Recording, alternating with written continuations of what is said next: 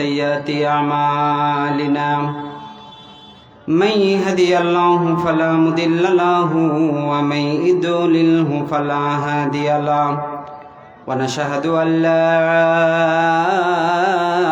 إله إلا الله وحده لا شريك له وأشهد أن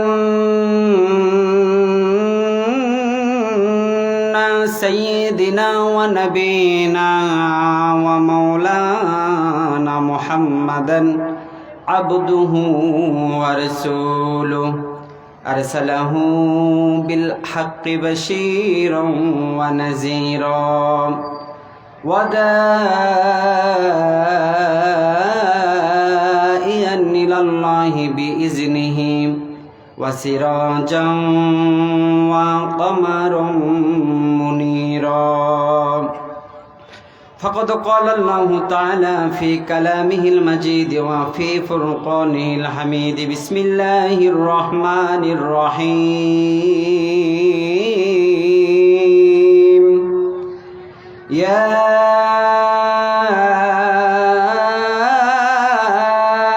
أيها الإنسان ما غرك بربك ما غرك بربك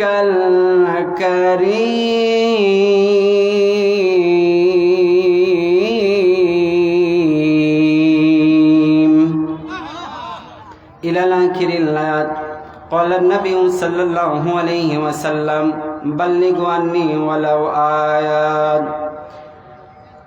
وقال الله تعالى في كتابه الكريم وفي فرقانه الحميد بسم الله الرحمن الرحيم ما كان محمد نبا أحد من رجالكم ولكن رسول الله وخاتم النبي وكان الله بكل شيء عليم.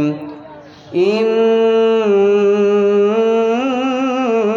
الله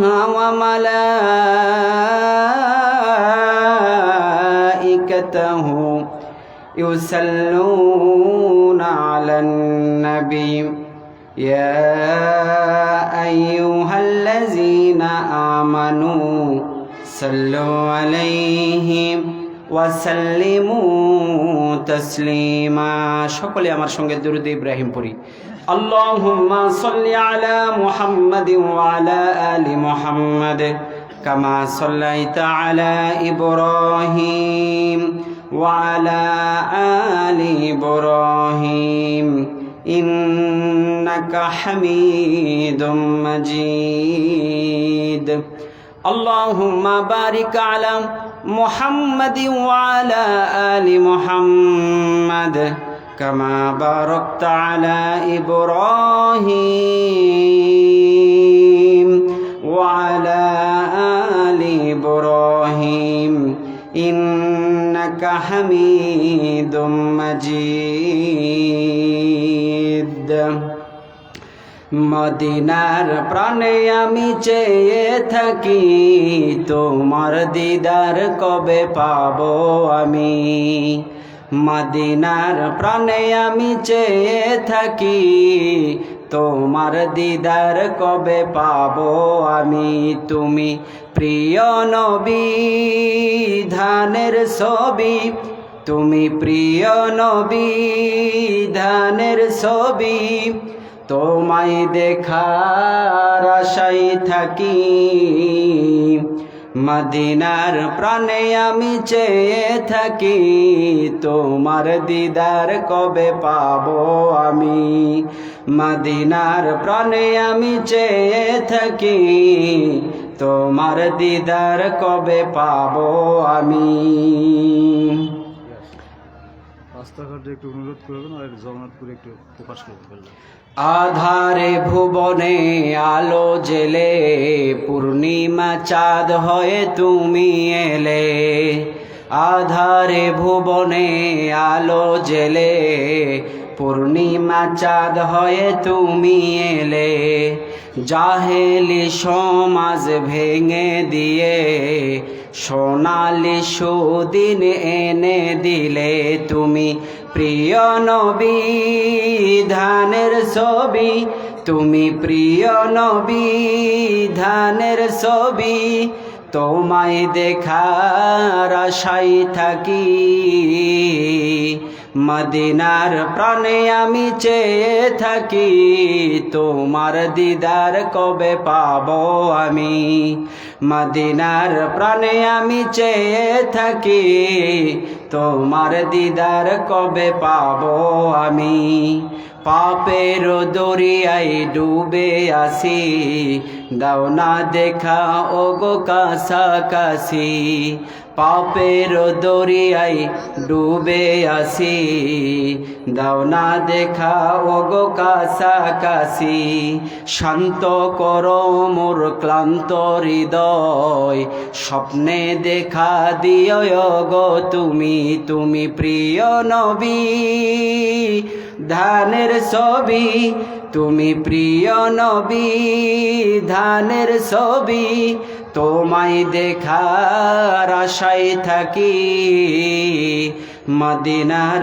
প্রাণে আমি চেয়ে থাকি তোমার দিদার কবে পাবো আমি মদিনার প্রাণে আমি চেয়ে থাকি তোমার দিদার কবে পাবো আমি লিল্লাহে তাকবীর লিল্লাহে তাকবীর সম্মানিত মাশরুল হাজিরিন আমরা কোরআন শোনার জন্য বসেছি আমরা যারা সাইকেল চালাই আমরা যারা মোটর সাইকেল চালাই অথবা প্রাইভেট কার চালাই নিয়মিত সাইকেল চালালে নিয়মিত মোটর সাইকেল চালালে নিয়মিত প্রাইভেট কার চালালে মাঝে মাঝে আমরা একটি গাড়ির জিনিস পরিবর্তন করি বলেন তো সেটি কি সম্মানিত হাজির মাঝে মাঝে নিয়মিত তেল তুলতে হয় এক নম্বরে দ্বিতীয় নাম্বার কথা হলো মাঝে মাঝে আমরা কিন্তু মোটর সাইকেল বা প্রাইভেট কার অথবা সাইকেল একটা জিনিস দিয়ে থাকি সেটা হলো মোবাইল আল্লাহ নবী সাল্লাল্লাহু আলাইহি ওয়াসাল্লাম তিনি বলেছেন ও দুনিয়ার মানুষ তোমরা যখন থেকে কোরআন শোনার জন্য প্রস্তুতি গ্রহণ করো তোমরা নিজেরাই মনে রেখো তোমার আত্মার জন্য সেটি খাদ্য হয়ে যায় সম্মানিত মাশরুল হাজিরিন কোরআন শুনতে শুনতে কোনো পাপিষ্ট মানুষও যদি আল্লাহর কাছে দোয়া করে আল্লাহ ওগো আমাদের প্রভু ওগো আমাদের সৃষ্টিকর্তা আমি দুনিয়াতে জীবনে যত পাপ করেছি পাপের কারণে আমাকে শাস্তি না দিয়ে আমাকে যদি আজকে কোরআনের ময়দান থেকে আপনি নিষ্পাপ করে তুলে দিতে পারেন তবে আমি কসম করে বলছি গো আল্লাহ জীবনে আর কোনো দিন পাপ করব না সম্মানিত মাশরুল হাজিরিন আল্লাহ যদি আপনার দোয়া না কবুল করেন তাহলে কোরআন মিথ্যা হয়ে যাবে আল্লাহ যদি আপনার দোয়া না করে হাদিস মিথ্যা হয়ে যাবে কারণ আল্লাহ মহান আল্লাহ রাব্বুল আলামিন শয়তানের দোয়াও কবুল করেছেন পড়েন সুবহানাল্লাহ সম্মানিত হাজিরিন ইবলিস শয়তানকে যখন বলা হলো রে ইবলিস তুমি আদমকে সেজদা করো ইবলিস যখন বলল আল্লাহ গো আমি আদমকে সেজদা করতে পারবো না তখন মহান আল্লাহ রাব্বুল আলামিন তাকে কাফের হিসাবে ঘোষণা করে দিল ওগো ইবলিস শুধু তাই নয় তোমার সমস্ত সন্তান সহ তুমি জাহান্নামের মধ্যে প্রবেশ করবে আল্লাহ যখন ইবলিসকে এই কথাটি বলল ইবলিস বলল আল্লাহ গো আমি আপনার কাছে ফরিয়াদ করি আমি আপনার কাছে দোয়া করি আমি মাত্র কয়েকটি জিনিস আপনার কাছে চাই আপনি কি আমার দোয়া কবুল করবেন বলছে কি চাও বলো তখন ইবলিস শয়তান বলছে আল্লাহ গো আমি মানুষের শিরায় শিরায় ঢুকতে চাই আমি মানুষের চিন্তা শক্তির মধ্যে ঢুকতে চাই আমি মানুষের ব্রেন শক্তির মধ্যে ঢুকতে চাই আমি মানুষের রক্তের শক্তির মধ্যে ঢুকতে চাই ঢুকিয়ে আমি মানুষের চিন্তা ভাবনাগুলো পরিবর্তন করে দিতে চাই আমি মানুষ যখন ভালো কাজ করার জন্য একত্রিত হবে সেটাকে ভঙ্গ করে দিতে চাই আল্লাহ গো আমার এই দোয়াটা কবুল করো সঙ্গে সঙ্গে মহান আল্লাহ রাব্বুল আলামিন ইবলিসের দোয়াটা কবুল করে নিয়েছেন এখন বলেন তো আমরা পাপিষ্ঠ ব্যক্তি, আমরা যদি একত্রিত হয়ে বসে থেকে পবিত্র কোরআন এবং হাদিসের আলোচনাগুলো শুনতে শুনতে যখন আমাদের মনটা নরম হয়ে যাবে, আল্লাহ নবী সাল্লাল্লাহু আলাইহি সাল্লাম তিনি বলেছেন, ও দুনিয়ার মানুষ, তোমরা যদি জান্নাতি মানুষ দেখতে চাও তবে ওই সকল মানুষের দিকে তাকায়া থাকো, ওই সকল মানুষের দিকে তাকায়া থাকো যার কোরআন শুনে চোখে পানি চলে আসে, জাহান্নামের বর্ণনা শুনলে যার চোখে পানি চলে আসে, যার জান্নাতের কথা শুনলে একটু আগ্রহ জাগে, যার জান্নাতের কথা শুনলে দুনিয়াকে তুচ্ছ মনে হয়, যার দুনিয়ার কথা শুনলে, যার কোরআনের কথা শুনলে দুনিয়াকে দুনিয়াই মনে হয় না, যার কোরআনের কথা শুনলে পরিবারকে তুচ্ছ মনে হয়, ছেলে সন্তানগুলোকে তুচ্ছ মনে হয়। মহান আল্লাহ রাব্বুল আলামিন তো তিনি কোরআনে বলেছেন, মহান আল্লাহ তাআলা তিনি বলছেন, দুনিয়ার মানুষ দুনিয়াতে তোমাকে সম্পদ আর তোমার সন্তানগুলো তোমাকে আল্লাহর পথ থেকে সরিয়ে নিয়ে যাবে। তখন আল্লাহ নবী সাল্লাল্লাহু আলাইহি সাল্লাম সাহাবীদের সামনে এই বক্তব্যগুলো পেশ করার সময় তিনি বলেছেন, ও আমার উম্মতেরা, তোমাদের পায়ে ধরে বলি যখন কোরআনের আলোচনা, জান্নাতের আলোচনা, জাহান্নামের আলোচনা তোমাদের সামনে তুলে ধরা হয়, তোমরা মনোযোগ সহকারে শোনো, কারণ তোমাদের আত্মার খাদ্য হিসাবে মহান আল্লাহ রাব্বুল আলামিন তোমাদের জান্নাতের খাদ্য হিসাবে আবার কবুল করে না। আর যদি কোনো মানুষ মনে করে যে আমি কোরআনের পথে যাব না, কোরআনের কথা শুনবো না, তবে আল্লাহ বলছেন, দুনিয়ার মানুষ তুমি যখন কবরের মধ্যে চলে আসবে তখন তোমার খবর আছে, ও দুনিয়ার মানুষ তোমরা কি জানো। শুধু তাই নয়, এই জন্য মহান আল্লাহ রাব্বুল আলামিন সমস্ত মানুষগুলোকে ডেকে ডেকে বলেন, ও দুনিয়ার মানুষ, তোমরা কবরকে এমনভাবে ভয় করো যে কবরে কোনো বাতি নাই, কোনো সঙ্গী নাই। সম্মানিত মাশাআল্লাহ হাজিরিন, কবর হবে এমন একটি অন্ধকার কবর হবে এমন একটি অন্ধকার, কবরের চিৎকারগুলো যদি মানুষ শোনে, কবরের চিৎকারগুলো যদি মানুষ শুনতে পেত, তবে যে মানুষের কানে যাইতো সেই মানুষ সঙ্গে সঙ্গে অজ্ঞান হয়ে যেত, এমনভাবে অজ্ঞান হয়ে যেত, কিয়ামত চলে আসবে, তার জ্ঞান আর ফিরবে, তার আর জ্ঞান কোনোদিন ফিরবে না। কবর এমন একটি জায়গা, আল্লাহ নবী সাল্লাল্লাহু আলাইহি ওয়াসাল্লাম তিনি বলেছেন, ও দুনিয়ার মানুষ, যারা কবরকে ভয় করে, যারা হচ্ছে জাহান্নামকে ভয় করে, আল্লাহর পথে আসার একটু চিন্তা করে, সঙ্গে সঙ্গে মহান আল্লাহ রাব্বুল আলামিন ওই সকল ব্যক্তিকে মহান আল্লাহ তাআলা হেদায়েত দান করে থাকে। কবরে খবর আছে ভুইলা যাইও না, আসো তুমি পাঁচতলায়, যাইতে হবে গাছতলায়, আসো তুমি ছয়তলায়, যাইতে হবে গাছতলায়, কবর হবে তোমার আমার আসল ঠিকানা। কবরে খবর আছে ভুইলা যাইও না, ভাইরে কবরে খবর আছে ভুইলা যাইও না। আসো তুমি একতলায়, যাইতে হবে গাছতলায়, আসো তুমি একতলায়, যাইতে হবে গাছতলায়, কবর হবে তোমার আমার আসল ঠিকানা। কবরে খবর আছে ভুইলা যাইও না মানুষ, কবরে খবর আছে ভুইলা যাইও না। কবরে শোয়াইবে যখন ফেরেশতা আসিবে তখন, তিনটি প্রশ্ন করিবে তোমায়, তিনটি প্রশ্ন করিবে তোমায়। ভালো যদি জানা থাকে ভালো কথা, জানা থাকলে ভালো কথা, না থাকিলে খাবে ঘুতা, হাড্ডি গুড্ডি গুড়া হবে জানিতে পারিবে না। কবরে খবর আছে ভুইলা যাইও না মানুষ, কবরে খবর আছে ভুইলা যাইও না। সম্মানিত হাজিরিন, আমি আপনাদেরকে এতক্ষণ পর্যন্ত বুঝাইতে চাইলাম, যদি গিয়াসের আমাদের পরিচিত একটি মুখ গিয়াসউদ্দিন কথা বলছে, এটা বড় কথা নয়, বরং গিয়াসউদ্দিন কোরআন থেকে কথা বলছে, এটাই হলো সবচাইতে বড় কথা, ঠিক না বা ঠিক? সম্মানিত হাজিরিন, আমার মতো অনেক ওয়াইজ আছে, আমার মতো অনেক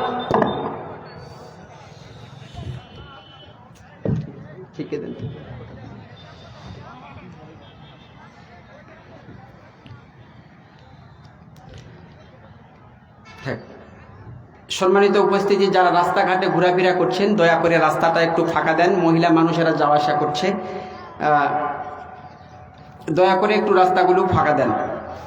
সম্মানিত হাজিরিন, আমি আমার আলোচনার মধ্যে এখনো যাইনি। যদি আপনারা এই পরিচিত এই গিয়াসউদ্দিনের মুখ থেকে যদি কোরআনের গবেষণামূলক কিছু আলোচনা শুনতে চান, তবে আমি আলোচনার মধ্যে যাইতে চাই। আপনারা কি আমাকে অনুমতি দিচ্ছেন? ইনশাআল্লাহ। সম্মানিত মাশাআল্লাহ হাজিরিন,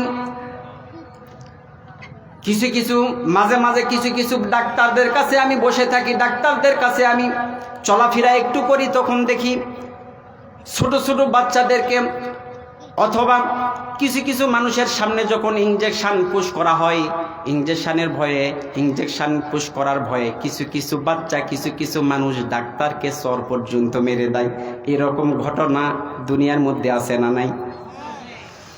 দুনিয়ার মধ্যে কিছু ডাক্তার আছে যে ডাক্তারগুলো যিনি রুগী তাকে যখন ইঞ্জেকশন পুশ করতে যায়, ইঞ্জেকশনের সুচ দেখে কিছু রুগী আছে ডাক্তারদের চর মেরে দেয়। পরবর্তীতে রুগীও বলে, ভাই আমাকে মাফ করে দেন ডাক্তার সাহেব। ছোট বাচ্চারা যখন ইঞ্জেকশনের সুচ দেখে কিছু ডাক্তার আছে তারা বলে আমাকে যে বাচ্চার এত রাগ হয়েছিল, বাচ্চা আমার চোখ মুখে আমার মুখমণ্ডলে থুতু নিক্ষেপ করেছে। সম্মানিত মাশাআল্লাহ হাজিরিন, ঠিক তেমনি ভাবে কোরআনের যে আলোচনা, বাংলাদেশের যে ওয়াইজ বক্তারা, এই বক্তাগুলো ঠিক ওই ডাক্তারদের মতো। ডাক্তাররা মুখমণ্ডলে থুতু নিক্ষেপ করার সময় আবার হাসি দিয়ে বাচ্চার মাথায় থাবা দিয়ে বলে, বাচ্চারে চিন্তা করিস না রে বাবা, চিন্তা করিস না, তোমার শরীরের মধ্যে এমন ইঞ্জেকশন পুশ করে দিয়েছি, কিয়ামত চলে আসবে, আল্লাহর রহমতে তোমার আর বড় ধরনের কোনো রোগ হবে না। টিকা কেন্দ্রের সমস্ত ডাক্তারগুলো যখন সন্তানদেরকে হাসি মুখে চর খাওয়ার পরে মুখে থুতু খাওয়ার পরেও যখন বাচ্চার মাথা সুন্দর করে নাড়াচাড়া করতে করতে বাচ্চাদেরকে যেমন সান্ত্বনা দেয়, বাচ্চা তুমি আমাকে লাথি মেরেছো, আমার মনে দুঃখ নাই, আমার মুখে থুতু মেরেছো, আমার কোনো দুঃখ নাই, কষ্ট নাই, আমি তোমার উপকার করেছি, তুমি একদিন বুঝবা যখন বড় হয়ে যাবে। ওই বাচ্চাই বলে, ঠিক আছে, আমি যদি সেই টিকা কেন্দ্রে টিকাটা যদি আমার শরীরের মধ্যে পুশ না করতাম, তবে আমি বড় রোগে ভুগতাম, আমি হয়তো বা মারাই যাইতাম। ওই ডাক্তারের সামনে যখন বড় হয়ে আবার যখন সামনাসামনি পড়ে যাই, ডাক্তারকে দেখলে একটু লজ্জা লাগে না লাগে? সম্মানিত হাজিরিন, বর্তমান সমাজের বক্তাগুলো হলো ঠিক ওই ডাক্তারদের মতো। কিছু কোরআনের কথা শুনলে কারো মন খারাপ হয়ে যায়, কোরআনের কিছু কথা শুনলে ওই আলেম বা ওই বক্তাদেরকে মারার ইচ্ছা হয়, কিছু কোরআনের কথাগুলো শুনলে কারো গায়ে আগুন জ্বলে, কিছু বক্তাদের কথাগুলো শুনলে মনে হয় যে তাকে এখনই হত্যা করে ফেলি। আসলে ওই বক্তাগুলো, ওই কোরআনের তাফসীর কারকগুলো হচ্ছে ওই ডাক্তারদের মতো।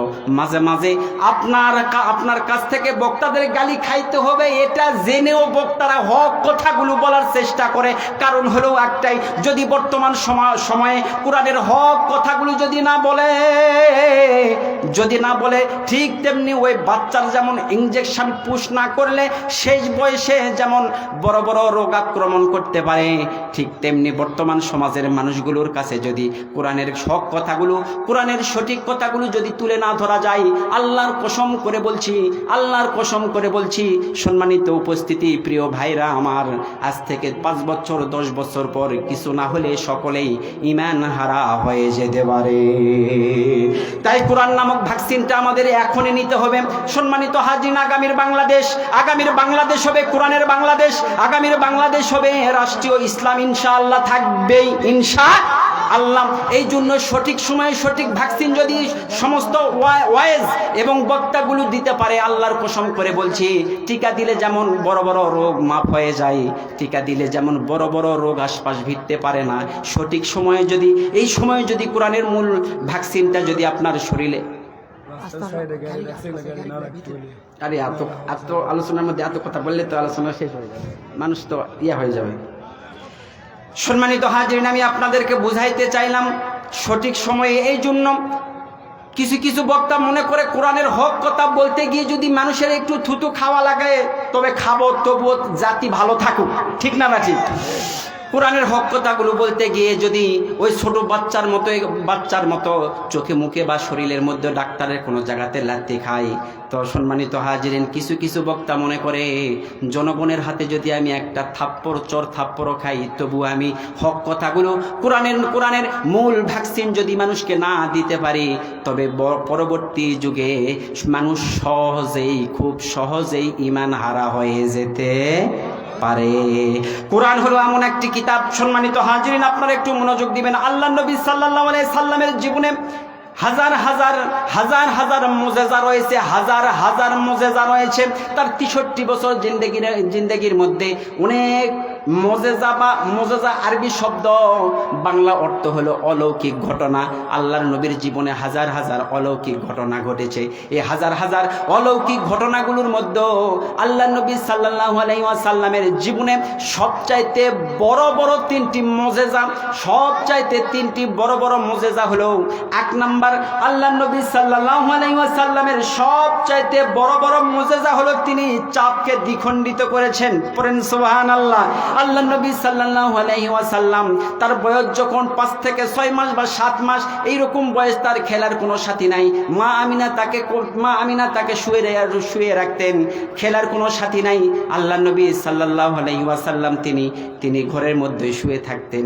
তিনি যখন ঘরের মধ্যে শুয়ে থাকতেন, তার মা সাক্ষী দেয় একদিন আমি মুহাম্মদকে দেখলাম তিনি শুয়ে থেকে হাত কেমন জানি নাড়াচাড়া করছে, এত সুন্দরভাবে তিনি হাসি মুখে হাত নাড়াচাড়া করছেন।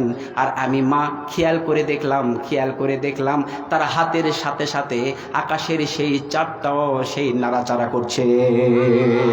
শুধু তাই নয়, এক সময় আমি খেয়াল করে দেখলাম, ও প্রিয় ভাইরা আমার, আল্লাহ নবী সাল্লাল্লাহু আলাইহি সাল্লামের মা তিনি বলছেন, আমি রাসূল সাল্লাল্লাহু আলাইহি সাল্লামকে ঘরে শুয়ে রেখেছি।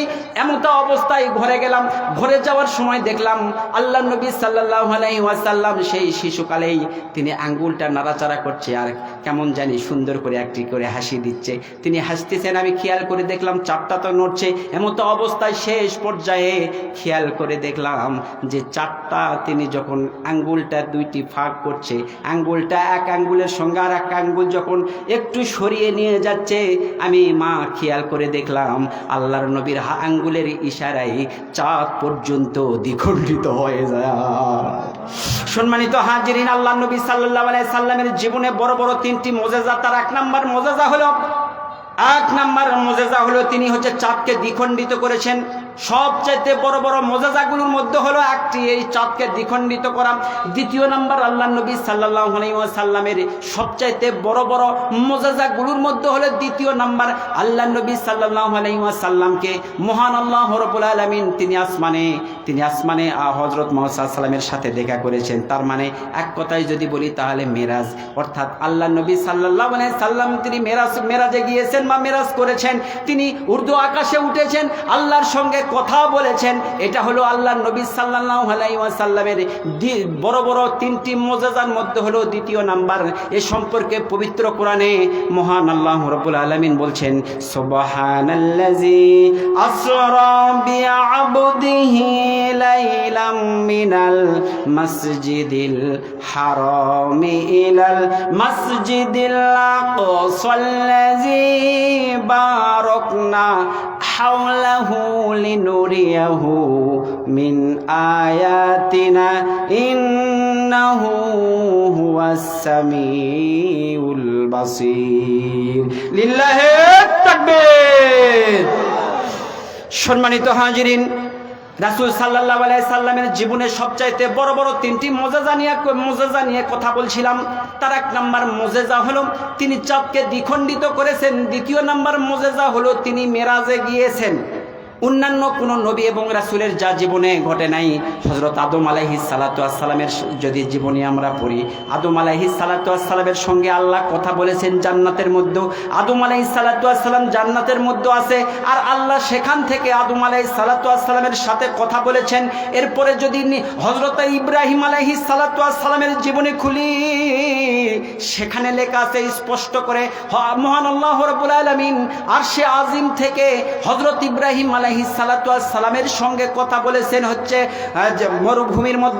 মরুভূমিতে হযরত ইব্রাহিম আলাইহিস সালাতু ওয়াস সালাম হাঁটাহাঁটি করেন, এমতো অবস্থায় আল্লাহ তার সঙ্গে কথা বলেন। জান্নাতের মধ্যে আদম আলাইহিস সালাতু ওয়াস সালাম থাকেন, সেখানে আল্লাহ কথা বলেন। মুসা আলাইহিস সালাতু ওয়াস সালামের জীবনী খুললে পাওয়া যায় মুসা আলাইহিস সালাতু ওয়াস সালামের সঙ্গে আল্লাহ কথা বলেছেন হচ্ছে তুর পাহাড়ে।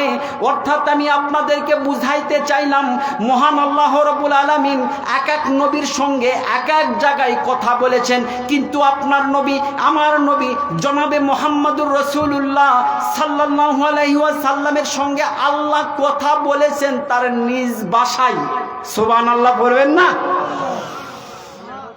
আদম আলাইহিস সালাতু ওয়াস সালামের সঙ্গে আল্লাহ কথা বলেছেন জান্নাতে, সব নবীদের সঙ্গে আল্লাহ কথা বলেছেন, কিন্তু খুব দূরে দূরে। কোথায় সেই আল্লাহর আরশে আজিম আর কোথায় সেই জান্নাত? কোথায় আল্লাহ আর কোথায় সেই দুনিয়ার মধ্যে মরুভূমি? সেই মরুভূমির মধ্যে ইব্রাহিম আলাইহিস সালাতু ওয়াস সালামের সঙ্গে আল্লাহ কথা বলেছেন। কোথায় সেই তুর পাহাড় আর কোথায় আরশে আজিম? আল্লাহ মুসা আলাইহিস সালাতু ওয়াস সালামের সঙ্গে কথা বলেছেন এই তুর পাহাড় আর আরশে আজিমের এত দূরত্বে, কিন্তু আপনার নবী আমার নবীকে মহান আল্লাহ রাব্বুল আলামিন এত বড় সম্মান দান করলেন, এত বড় সম্মান দান করলেন। জান্নাতের মধ্যে নয়, মরুভূমির মধ্যে নয়, তুর পাহাড়ের মধ্যে নয়, তুর পাহাড়ে নয়। আল্লাহ নবী সাল্লাল্লাহু আলাইহি সাল্লাম যখন অতি কষ্টের মধ্যে দিন কাটাচ্ছিলেন, আল্লাহর মহান আল্লাহ রাব্বুল আলামিন ফেরেশতাদেরকে ঘোষণা করে দিলেন, ও আমার প্রিয় আমার ফেরেশতারা, আমার নবী আমার হাবিব এত কষ্টের মধ্যে ইসলাম প্রচার করছেন, কালেমার দাওয়াত দিতে গিয়ে এত কষ্ট সহ্য করছেন। আমার সেই হাবিবকে জান্নাতের মধ্যে নয়, মরুভূমির মধ্যে নয়, সেই তুর পাহাড়ের মধ্যে নয়, আমি আমার হাবিবের সঙ্গে কথা বলতে চাই আমার নিজের বাড়ি তার সে আজিমে। সুবহানাল্লাহ পড়বেন না? তার মানে বোঝা যায় আপনার এবং আমার নবীর প্রতি আল্লাহর কতটা ভালোবাসা। এই জন্যই তো আল্লাহ বলছেন, ও দুনিয়ার মানুষ, তোমরা যদি আমাকে পেতে চাও, আমাকে ভালোবাসতে চাও, তবে আমার হাবিবের পথকে অনুসরণ করা। কার কথা? কার কথা? একটু জোরে বলেন না, কার কথা? সম্মানিত হাজিরিন, আমরা সেই কোরআনের মাহফিলে বসে আছি।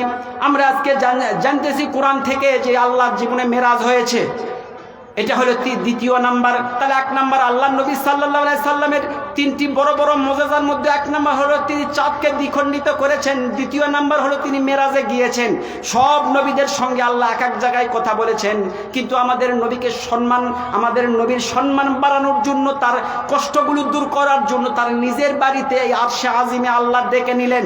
তার মানে বোঝা যায়, কোরআন এবং হাদিসের তাফসীরগুলো পড়লে পাওয়া যায় আমাদের নবীকে আল্লাহ অতিরিক্ত ভালোবাসেন, তার কষ্টটা সহ্য করতে পারেন নাই। এটা হলো দ্বিতীয় নাম্বার মুজিজা। প্যারে হাজিরিন, সম্মানিত মুসলমান ভাইরা আমার, একটু খেয়াল করে দেখুন তৃতীয় নাম্বার মুজিজা হলো কি?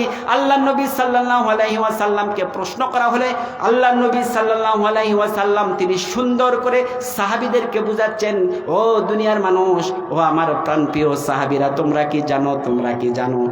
কি জানো আমি আমার উপরে যে দীর্ঘ 23 বছর যাবত কোরআন নাজিল হলো, এটা হলো আমার কাছে সব চাইতে বড় একটা মুজিজা। তুমি ছিলে মায়ামিনার নয়নমণি, উভয় জাহানের ছিলে শিরোমণি। তুমি ছিলে মায়ামিনার নয়নমণি, উভয় জাহানের ছিল শিরোমণি। তোমারই লাগি ধরা ধন্য হলো রে, তোমারই লাগি ধরা ধন্য হলো রে। আমার মন কাঁদে রে, আমার প্রাণ কাঁদে রে, কোথায় গেলে পাবো প্রিয় নবীজিকে। আমার মন কাঁদে রে, আমার প্রাণ কাঁদে রে, কোথায় গেলে পাবো প্রিয় নবীজিকে। লিল্লাহে তাকবীর। রাস্তার গাড়িগুলা থেকে এই গ্যারেজের ভিতরে ঢুকে আনবা আর ভিড় করছে, রাস্তা ভিড় হয়ে গেছে। ভাই বারবার বলছি যে আপনারা গাড়িগুলো রাস্তার মধ্যে রাখেন না, ওয়াজের মধ্যে এই ভাইরাস ঢুকে দিয়েন না। ভাই ওখানে এতগুলো মানুষ দাঁড়িয়ে আছে কেন? মানে এরা এখানে বসেছিল, ওখানে যায়, ওখানে আবার উঠে গেছে। কবরেতে আগুন পাবি, বিড়ি পাবি না। অনেকে বিড়ি খাওয়ার জন্য উঠে গেল, আমি নিজে চোখে দেখছি। খারে খা জন্মের খাওয়া, খারে খা জন্মের খাওয়া, আর পাবি না। কবরেতে আগুন পাবি, বিড়ি পাবি না। যাও বিড়ি খাওয়া চল যান। সম্মানিত মাশাআল্লাহ হাজিরিন, আমি আপনাদেরকে বোঝানোর চেষ্টা করলাম আল্লাহ নবী সাল্লাল্লাহু আলাইহি ওয়াসাল্লামের সবচাইতে বড় বড় তিনটি মুজিজা। এক নাম্বার মুজিজা হলো তিনি চাঁদকে দ্বিখণ্ডিত করেছেন। দ্বিতীয় নাম্বার হলো তিনি মেরাজ করেছেন, এটা হলো দ্বিতীয় নাম্বার। তৃতীয় নাম্বার হলো অপবিত্র আল কোরআন। আল্লাহ নবী সাল্লাল্লাহু আলাইহি ওয়াসাল্লাম তিনি নিজেই সাহাবীদেরকে বললেন, ও আমার প্রাণপ্রিয় সাহাবীরা, তোমরা কি জানো দীর্ঘ 23 বছর যাবৎ এই কোরআন যখন নাজিল হয় তখন এই কোরআনের প্রতিটি আয়াত আমি মানুষের কাছে পৌঁছে দেওয়ার জন্য চেষ্টা করেছি। একজন সাহাবী আল্লাহ নবী সাল্লাল্লাহু আলাইহি ওয়াসাল্লামকে বলছেন, ইয়া রাসূলুল্লাহ, ইয়া হাবিবাল্লাহ, আপনি কি একটি জিনিস খেয়াল করেছেন? আল্লাহ নবী সাল্লাল্লাহু আলাইহি ওয়াসাল্লাম তিনি বলছেন, সেই জিনিসটা হলো কি, দয়া করে একটু বলো। একজন সাহাবী বললেন, ইয়া রাসূলুল্লাহ, ইয়া হাবিবাল্লাহ, আপনাকে দেখতে দেখতে আসলে আপনাকে দেখতে একদম বৃদ্ধ মানুষের মতো এখন লাগে, আপনি কি খেয়াল করেছেন? আল্লাহ নবী সাল্লাল্লাহু আলাইহি ওয়াসাল্লাম দু চোখের পানি ছেড়ে দিলেন। দু চোখের পানি ছেড়ে দিয়ে ওই সাহাবীকে বললেন, ও আমার প্রাণপ্রিয় সাহাবী, তুমি সত্যিই বলেছ, তুমি সত্যিই বলেছ।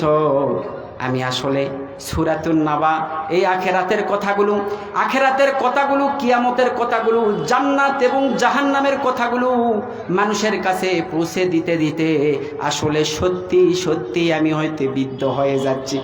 সম্মানিত হাজিরিন, আল্লাহ নবী সাল্লাল্লাহু আলাইহি সাল্লাম দীর্ঘ 12 বছর থেকে কালেমার দাওয়াত দিচ্ছেন।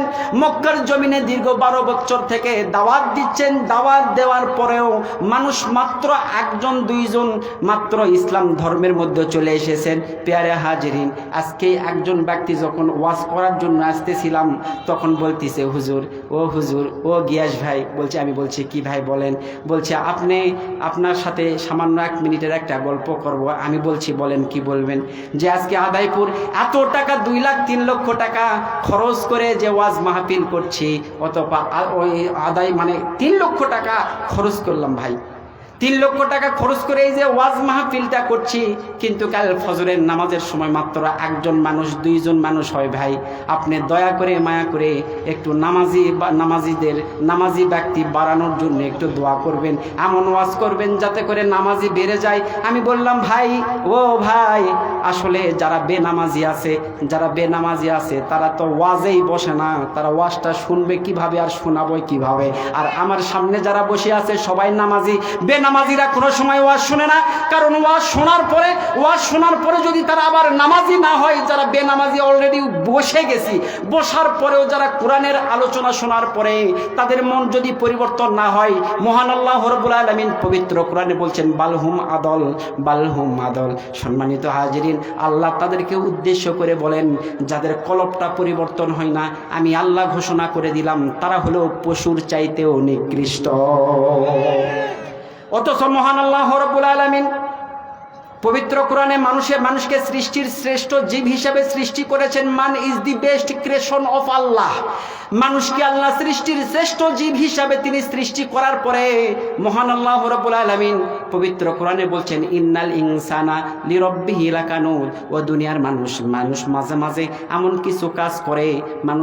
কিছু কাজ করে যে কাজের কারণে তারা পশুর চাইতেও নিকৃষ্ট হয়ে যায়। আমি আল্লাহ মানুষকে বলেছি, মানুষ তোমরা সৃষ্টির শ্রেষ্ঠ জীব। ও মানুষেরা, কিন্তু মাঝে মাঝে তোমাদের কিছু কথার কারণে তোমাদের ঈমানগুলো চলে যায়, কিছু কথার কারণে, কিছু কাজের বিনিময়ে, অথবা কারোর সাথে কথাবার্তার সময় ঈমান তোমাদের চলে যাওয়ার কারণে তোমরা একদম পশুর মতো হয়ে যাও। শুধু পশুর মতো নয়, বালহুম আদল, তোমরা পশুর চাইতেও নিকৃষ্ট হয়ে যাও। তার আগের একটি আয়াত আল্লাহ নবী সাল্লাল্লাহু আলাইহি ওয়াসাল্লাম মানুষের সামনে যখন বক্তব্য পেশ করছেন তখন বলছেন, ও দুনিয়ার মানুষ, মহান আল্লাহ রাব্বুল আলামিন এই মাত্র একটি আয়াত আমার কাছে পৌঁছায়া দিলেন। সাহাবীরা বলছেন, ইয়া রাসূলুল্লাহ, ইয়া হাবিবাল্লাহ, কি আয়াত আপনার কাছে আল্লাহ পৌঁছায়া দিলেন? দয়া করে একটু বলেন তো, মহান আল্লাহ রাব্বুল আলামিন আপনার কাছে এত বড় কি আয়াত বললেন, একটু দয়া করে বলেন। তখন আল্লাহ নবী সাল্লাল্লাহু আলাইহি ওয়াসাল্লাম সাহাবীদের সামনে সুন্দর করে তেলাওয়াত করে শোনাচ্ছেন, ইন্নাল ইনসানা লিরাব্বিহি লাকানুদ।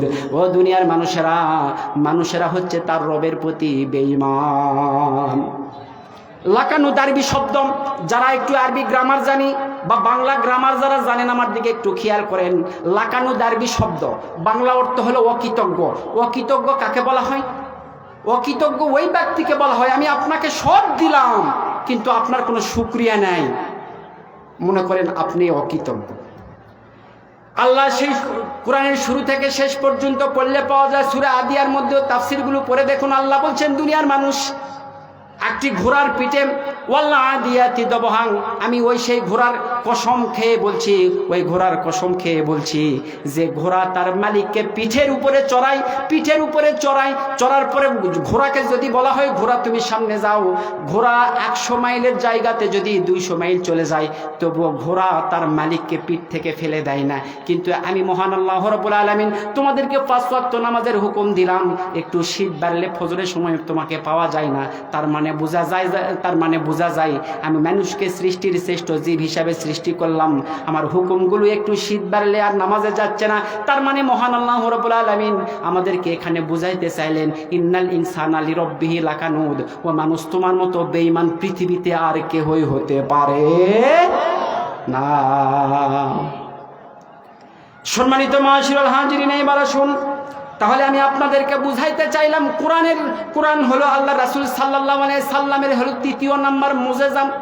কোরআন এমন একটি কিতাব, মহান আল্লাহ রাব্বুল আলামিন এই কোরআন নাজিল করে মানুষদেরকে জানাই দিলেন, ও মানুষেরা, তিবিয়ানাল লিকুল্লি, এমন পৃথিবীর জমিনে কুল্লু বা কুল্লি শব্দের অর্থ এমন একটি শব্দ, পৃথিবীতে এমন কোনো সাবজেক্ট নাই, পৃথিবীর জমিনে এমন কোনো বিষয় নাই যে বিষয় আমি আল্লাহ কোরআনের মধ্যে তুলে দেইনি। তোমরা যদি ওয়াহুদা ওয়া রহমাত, শুধুমাত্র যারা কোরআনকে আল্লাহর কিতাব মনে করে এক পা যদি কোরআনের দিকে এক পা এগিয়ে আসে, তবে মহান আল্লাহ রাব্বুল আলামিন বলছেন, ও দুনিয়ার মানুষ, ওয়াহুদা ওয়া রহমাত, তোমার জন্য হেদায়েত আমি কোরআনের মধ্যে রেখে দিলাম।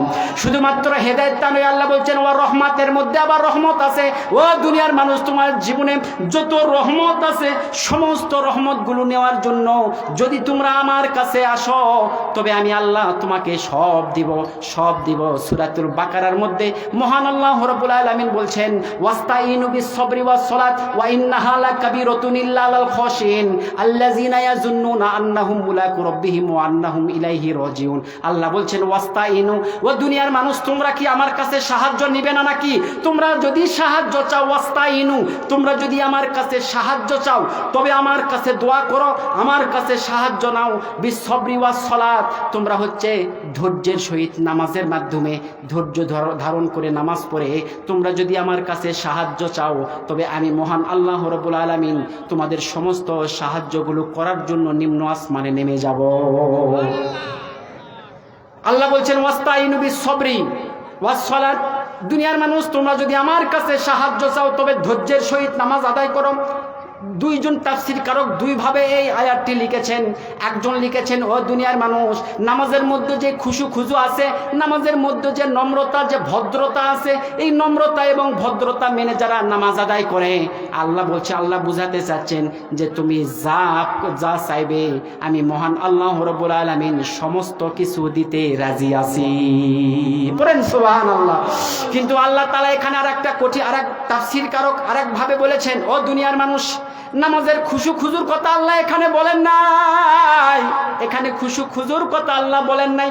আল্লাহ কি বলছেন? ওয়াস্তাইনু বিস সবরি ওয়াস সালাত, ওয়াস সবরি ওয়াস সালাত দ্বারা মহান আল্লাহ রাব্বুল আলামিন একটি কথা আমাদেরকে বুঝিয়েছেন যে তোমরা যদি আল্লাহর কাছে সাহায্য চাও তবে আল্লাহর কাছে সাহায্য নাও নামাজের মাধ্যমে। তোমরা নামাজ ধরো। কোনো ব্যক্তি যদি আর একটি কিতাবে লেখা আছে, ভারতের বিশ্ববিখ্যাত একজন তাফসীরকারক তার কিতাবের মধ্যে লেখেন, ও দুনিয়ার মানুষ, কোনো ব্যক্তি যদি দোয়া করে পিছনে ফিরে তাকিয়ে দেখে দোয়া কবুল হলো কিনা, তাহলে আল্লাহ তাআলা তার দোয়া কবুল করে না। তাকে প্রশ্ন করা হলো, ভাই এই কথা দ্বারা আমরা কিছু বুঝলাম না, একটু দয়া করে বুঝান। তো যে হুজুরের মুখ থেকে একজন ব্যক্তি শুনেছে যে নামাজের মাধ্যমে আল্লাহর কাছে যা চাইবো আল্লাহ তাই দিবে। এই জন্য সকাল থেকে নামাজ ধরেছে, ফজর থেকে নামাজ ধরে এখন আল্লাহকে বলছে, আল্লাহ আমি 5 লাখ টাকার মালিক, দয়া করে আমাকে 10 লাখ টাকা বাড়িয়ে দাও। এখন আসরের সময় বিছানার নিচে গিয়ে দেখতেছে টাকা নাই।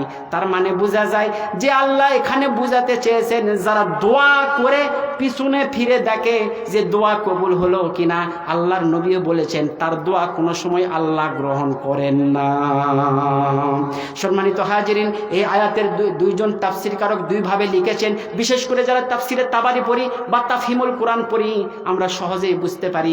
আল্লাহ বলছেন ওয়াস্তাইনু বিস সবরি ওয়াস সালাত, এবার বলছেন ওয়া ইন্নাহা লাকাবীরাতুন।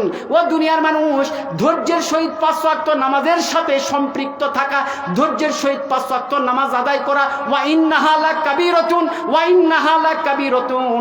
ও দুনিয়ার মানুষ, তোমরা কি জানো ধৈর্যের সহিত নামাজ আদায় করা, 5 ওয়াক্ত নামাজে নিয়মিত শামিল হওয়া, ওয়া ইন্নাহা লাকাবীরাতুন, এর মতো কঠিন কাজ আমি আল্লাহ বলে দিলাম আর পৃথিবীতে নাই।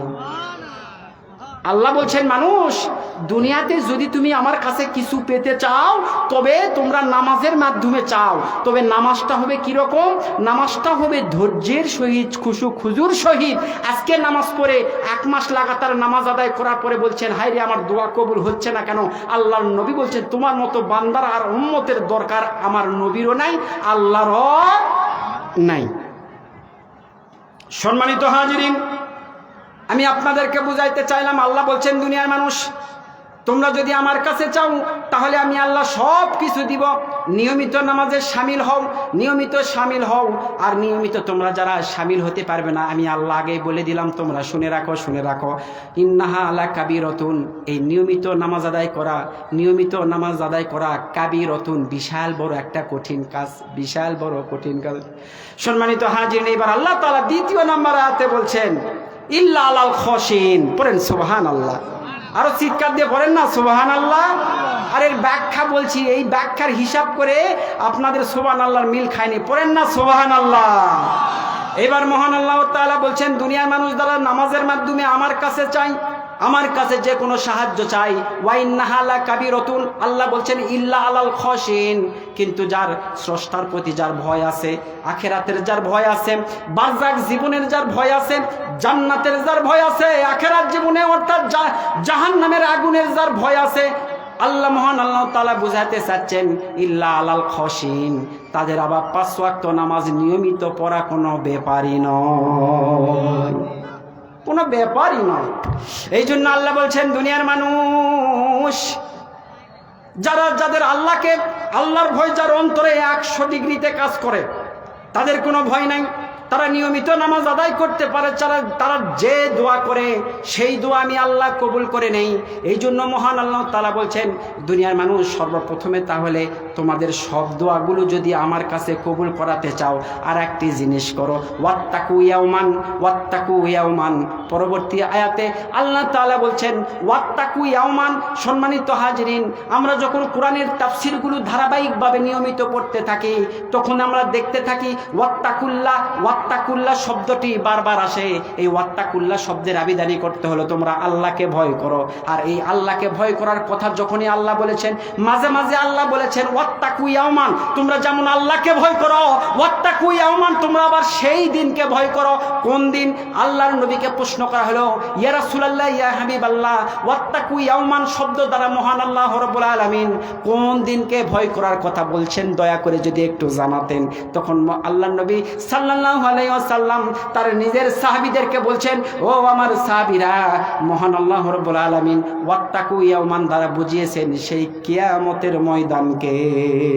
আল্লাহ বলছেন ওয়াত্তাকুল্লাহ, যতবার বলেছেন আল্লাহ বলছেন ওয়াত্তাকু ইয়াওমান, তোমরা সেই কিয়ামতের দিনকে ভয় করো, সেই কিয়ামতের দিনকে ভয় করো। ও দুনিয়ার মানুষ, তোমরা কিয়ামতের দিনকে এই জন্যই ভয় করো, এই জন্যই ভয় করো। লা তাজজি নাফসুন আন নাফসিন, লা তাজজি, কোনো উপকারে আসবে না। লা তাজজি নাফসুন আন নাফসিন, ও দুনিয়ার মানুষ, তোমরা সেই কিয়ামতের দিনকে এমন ভাবে ভয় করো, লা তাজজি নাফসুন আন নাফসিন, ও দুনিয়ার মানুষেরা, সেই কিয়ামতের দিনকে এমন ভাবে গঠন করা হবে, কোনো মানুষ হয়ে কোনো মানুষের উপকার কোনো সময় করতে পারবে না। তোমরা সেই দিনকে ভয় করো। কিন্তু দুনিয়ার মধ্যে যদি আমরা এখন আসি, ভাই আল্লাহর কসম করে বলেন তো, আমি বক্তা যদি এই মুহূর্তে মৃত্যুবরণ করি বা আমার একটা অ্যাক্সিডেন্ট হয়ে যায়, আমার বালিশের নিচে 1 পয়সা নাই, আমার তোষকের নিচে 1 পয়সা নাই, কিন্তু হঠাৎ করে গ্রামবাসীরা আমার খবর পেয়েছে নওগাঁতে হুজুরের হলো অপারেশন হবে, মাত্র 50,000 টাকা লাগবে। সম্মানিত হাজিরিন, আল্লাহর কসম করে বলছি, রাত গভীর হয়ে গেছে, রাত 12টা বেজে গেছে, এই 12টার সময় যদি আমার কাছে 50,000 টাকা না থাকে, আমার পরিবার আমাকে সাহায্য করছে, আমার গ্রামবাসী আমাকে সাহায্য করছে। সম্মানিত হাজিরিন, কিন্তু মহান আল্লাহ তাআলা বলছেন লা তাজজি নাফসুন আন নাফসিন, ও দুনিয়ার মানুষ, ও দুনিয়ার মানুষ, তোমরা কি জানো, তোমরা কিয়ামতের দিনকে এই জন্যই ভয় করো কারণ সেই দিন মানুষ হয়ে কোনো মানুষের উপকারে আসতে পারবে না। যদি ভয় না করো তাহলে আমি আল্লাহ তোমাদেরকে জাহান্নামের মধ্যে দিব। আল্লাহ বলছেন দুনিয়ার মানুষ তার ধৈর্যের মাধ্যমে নামাজ আদায় করো, আমার কাছে যা চাইবে তাই পাবে।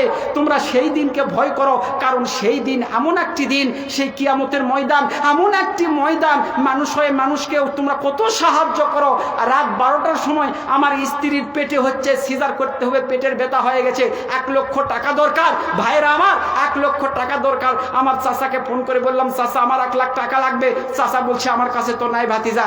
একটু পরে চাচা আবার ফোন করে বলছে, চাচা ভাতিজা, আমি একজনের কাছ থেকে 1 লক্ষ টাকা চাইলাম, দিতে চাইলে তুমি যদি নাও তাহলে সেটা নিতে পারো। ওই রাত 12টার সময় তার থেকে বড় উপকার আর কি হতে পারে, ঠিক না বা ঠিক? সম্মানিত হাজিন, আল্লাহ বলছেন দুনিয়ার মানুষ, তোমরা কত মানুষকে কত সহযোগিতা করো, কত রকমের সহযোগিতা করো, কিন্তু লা তাজজি নাফসুন আন নাফসিন, সেই সায়াও ও মানুষেরা, কিয়ামতের দিন এমন একটি দিন যে দিনে কোনো মানুষ হয়ে কোনো মানুষের সহযোগিতা আমি আল্লাহ করতে দিব না, আমি আল্লাহ করতে দিব না। এই তো কঠিন কিয়ামতের এই কথাটা শোনার পরেও যাদের অন্তর নড়ে না, যাদের অন্তর মসজিদে আদায়পুর কাল থেকে যদি ফজরের সময়, জোহরের সময়, এরপরেও যদি আবার মানুষ না হয়, তাহলে বুঝবেন আপনার গ্রামে মানুষ বাস করে না, তারা হচ্ছে পশু, বালহুম আদল। তারা পরিবর্তন না হওয়ার কারণে আল্লাহ বলছেন তারা হচ্ছে কি, তারা হচ্ছে পশুর চাইতেও নিকৃষ্ট। আপনি আমি এই যে এখানে এসে বসেছি, এটা আপনার এবং আমার ইচ্ছা নয়, এটা স্বয়ং আল্লাহর ইচ্ছা। সম্মানিত হাজিরিন, এখনো দোকানপাটে দেখেন কত মানুষ ঘোরাফেরা করছে, এটা আমাদের ইচ্ছা নয়, স্বয়ং আল্লাহর ইচ্ছায়। সম্মানিত হাজিরিন, আমি একটু মাঝে মাঝে সঙ্গীত নিয়ে চর্চা করি। একজন আবার গান গাচ্ছে যে আমারও পরানো যাহা চায় তুমি তাই গো, আমার পরানো যাহা চায়। তা আমি মনে করলাম যে সারা আমি তো বদল গাছের মানুষ, এই খারাপ গানগুলাকে, এই শিরকি গানগুলাকে যদি একটু বদল করতে পারি তাহলে বদল গাছি বাড়ি আমার, এটা মানুষকে বলে হয়তো বা একটু বুঝানো পারবো। তখন আমি একটা আবার সঙ্গীত লিখলাম, আল্লাহর পরানো যাহা চায়, লিল্লাহে তাকবীর, আল্লাহর পরানো যাহা চায় আমরা তাই গো, আল্লাহর পরানো যাহা চায় আমরা তাই গো। হাসায়। আল্লাহ ছাড়া আরে দুনিয়ায় মোর কেহ নাই, কিছুই নাই গো, আল্লাহর পরানো যাহা চায়। আমরা তাই গো, আল্লাহর পরানো যাহা চায়। ঠিক না বাঠি? সম্মানিত হাজির, যারা কোরআনের ময়দানে বসে আছি, এটা হলো আল্লাহর হুকুমে হয়েছে, আমরা এসেছি।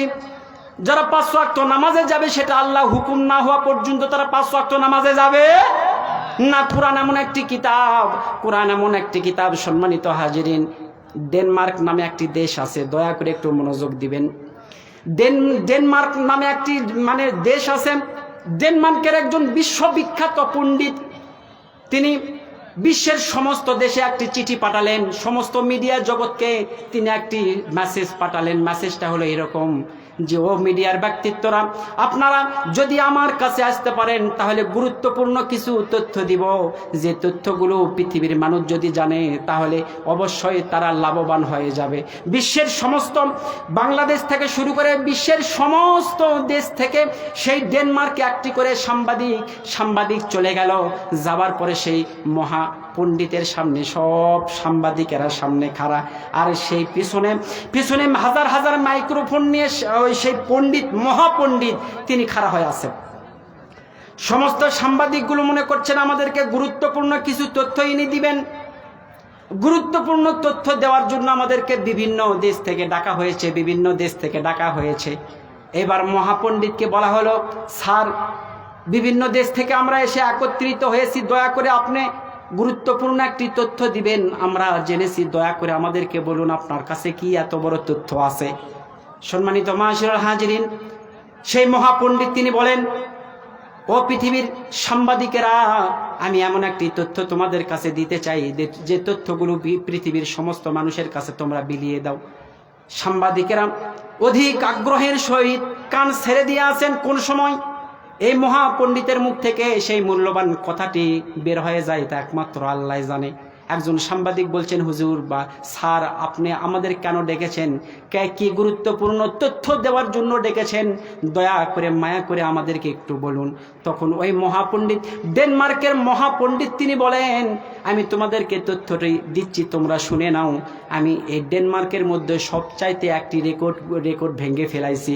শুধু ডেনমার্কে নয়, পৃথিবীর যত দেশ আছে সমস্ত দেশের মানুষকে ছাড়িয়ে আমি এক পা এগিয়ে আছি। তখন সাংবাদিকেরা বললেন, কেন এগিয়ে আছেন? কি বিষয়ে এগিয়ে আছেন? দয়া করে একটু বলেন তো। তখন ডেনমার্কের সেই মহাপণ্ডিত তিনি বলেন, ও দুনিয়ার মানুষেরা, ও সাংবাদিক ভাইয়েরা, তোমরা কি জানো আমি আমার জীবনে প্রায় 35,000 বই আমি মুখস্থ নয়, আমি পড়ে শেষ করেছি এবং জ্ঞান অর্জন করেছি। সাংবাদিকেরা অবাক হয়ে গেলেন। পৃথিবীর ইতিহাসে তো এমন কোনো কথা নাই, এমন কোনো মানুষের মুখ থেকে এইরকম কথা শোনা যায়নি যিনি একজন মানুষ প্রায় 35,000 বই পুস্তক তিনি পড়ে শেষ করেছেন। তখন একজন সাংবাদিক বলছেন, অস্ট্রেলিয়ান একজন সাংবাদিক বলছেন, স্যার, আপনি যে বইগুলো পড়েছেন সেই বইগুলোর নাম কি আপনার মনে আছে? তখন তিনি বলছেন, ডেনমার্কের মহাপণ্ডিত তিনি বলছেন, আমি তোমাদের জন্য, তোমরা যে প্রশ্নটি করবে আমি জানি, এই প্রশ্নটি করার জন্য করবে, উত্তরটি দেওয়ার জন্য আমি যে 35,000 বই আমি অধ্যয়ন করেছি, এই 35,000 বই এর তালিকা একটি রেখে দিয়েছি, তোমরা যাই দেখতে পারো।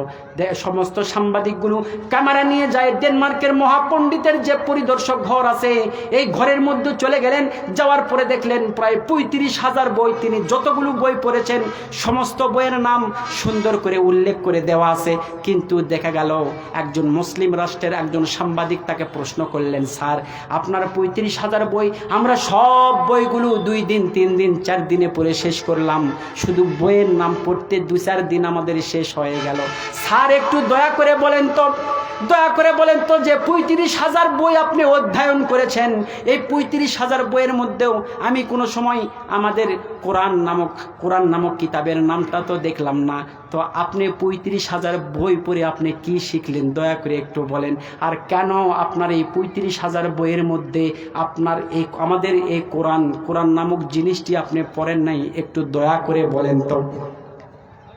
প্যারে হাজিরিন, প্রিয় ভাইরা আমার, এইবার সেই ডেনমার্কের মহাপণ্ডিত তিনি বলেন, ও সাংবাদিক ভাইরা, আমি 35,000 বই পড়েছি, জ্ঞান অর্জন করেছি। আর আমি জানি, যদি আমি কোরআন পড়তে শুরু করে দেই, কোরআনে শুধুমাত্র জঙ্গিবাদ আর কোরআনে শুধুমাত্র মারামারি হানাহানির কথা ছাড়া আর কিছুই পাবো না।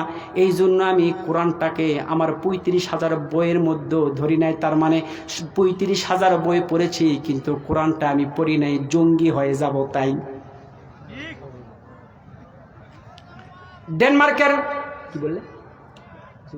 ডেনমার্কের সেই মহাপণ্ডিত অবাক হয়ে গেলেন। ডেনমার্কের সেই মহাপণ্ডিতের কথা শুনে সাংবাদিক অবাক হয়ে গেলেন। হাজার হাজার সাংবাদিক সামনে খারাপ। এইবার একজন সাংবাদিক, মুসলিম রাষ্ট্রের একজন সাংবাদিক বলছেন, স্যার, আমি এতগুলো সাংবাদিকের সামনে আপনাকে চ্যালেঞ্জ করলাম, আপনি 35,000 বই পড়েছেন সত্য কথা, কিন্তু কোরআনটা পড়েন নাই, কোরআনটা বাদ দিয়েছেন, কোরআন থেকে দূরে আছেন। তো আমি মুসলিম রাষ্ট্রের সাংবাদিক হিসাবে আপনার কাছে একটা করজোড়ে অনুরোধ করি, স্যার, দয়া করে একটু কোরআনটা পড়তে শুরু করুন।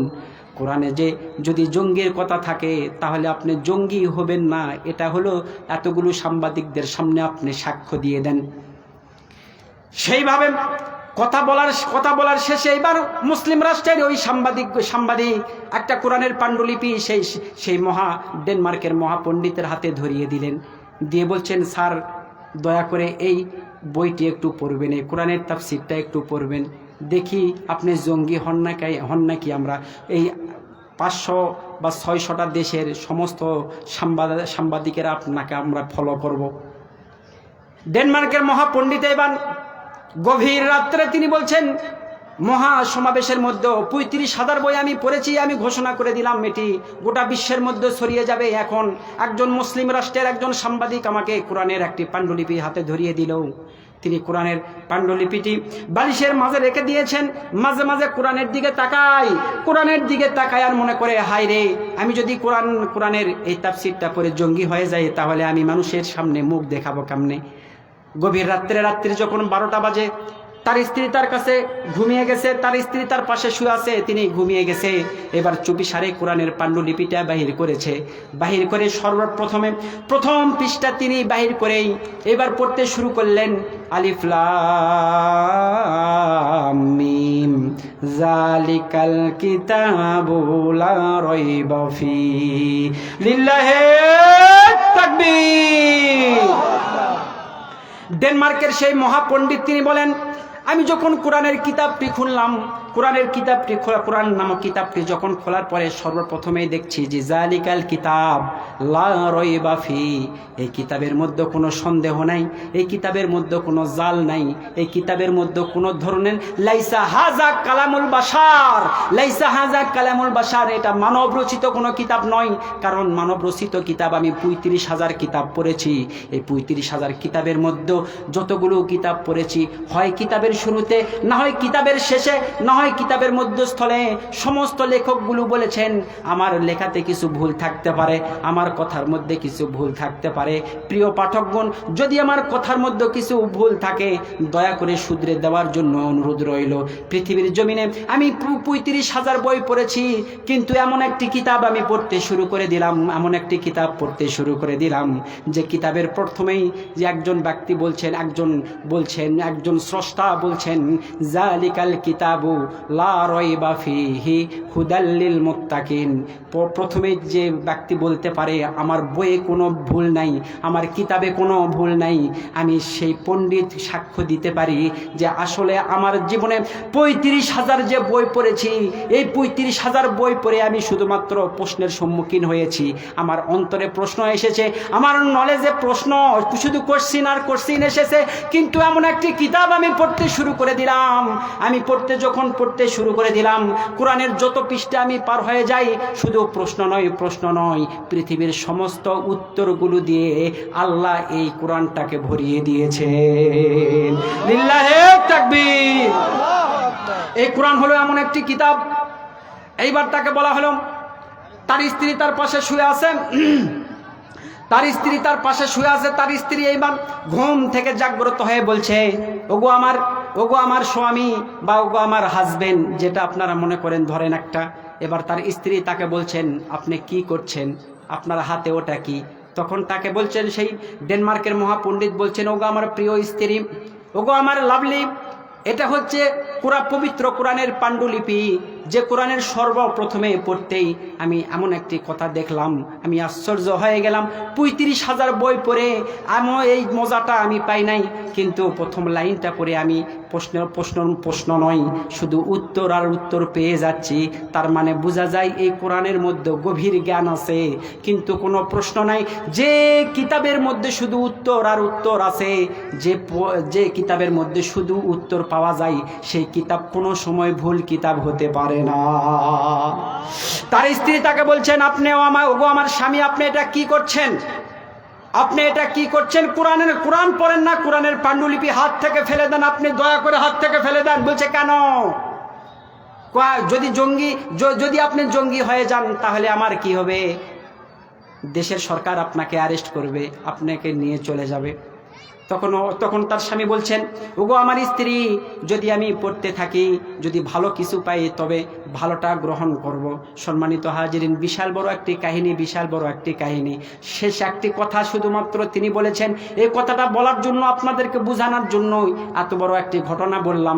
তিনি শেষ পর্যায়ে একটি কথা বলেছেন। সেই কথাটা হলো কি, কোরআন হলো এমন কিতাব, যে কিতাবের রাস্তা শুরু হয় দুনিয়াতে, যে কিতাবের রাস্তা শেষ হয় জান্নাতের বারান্দায়।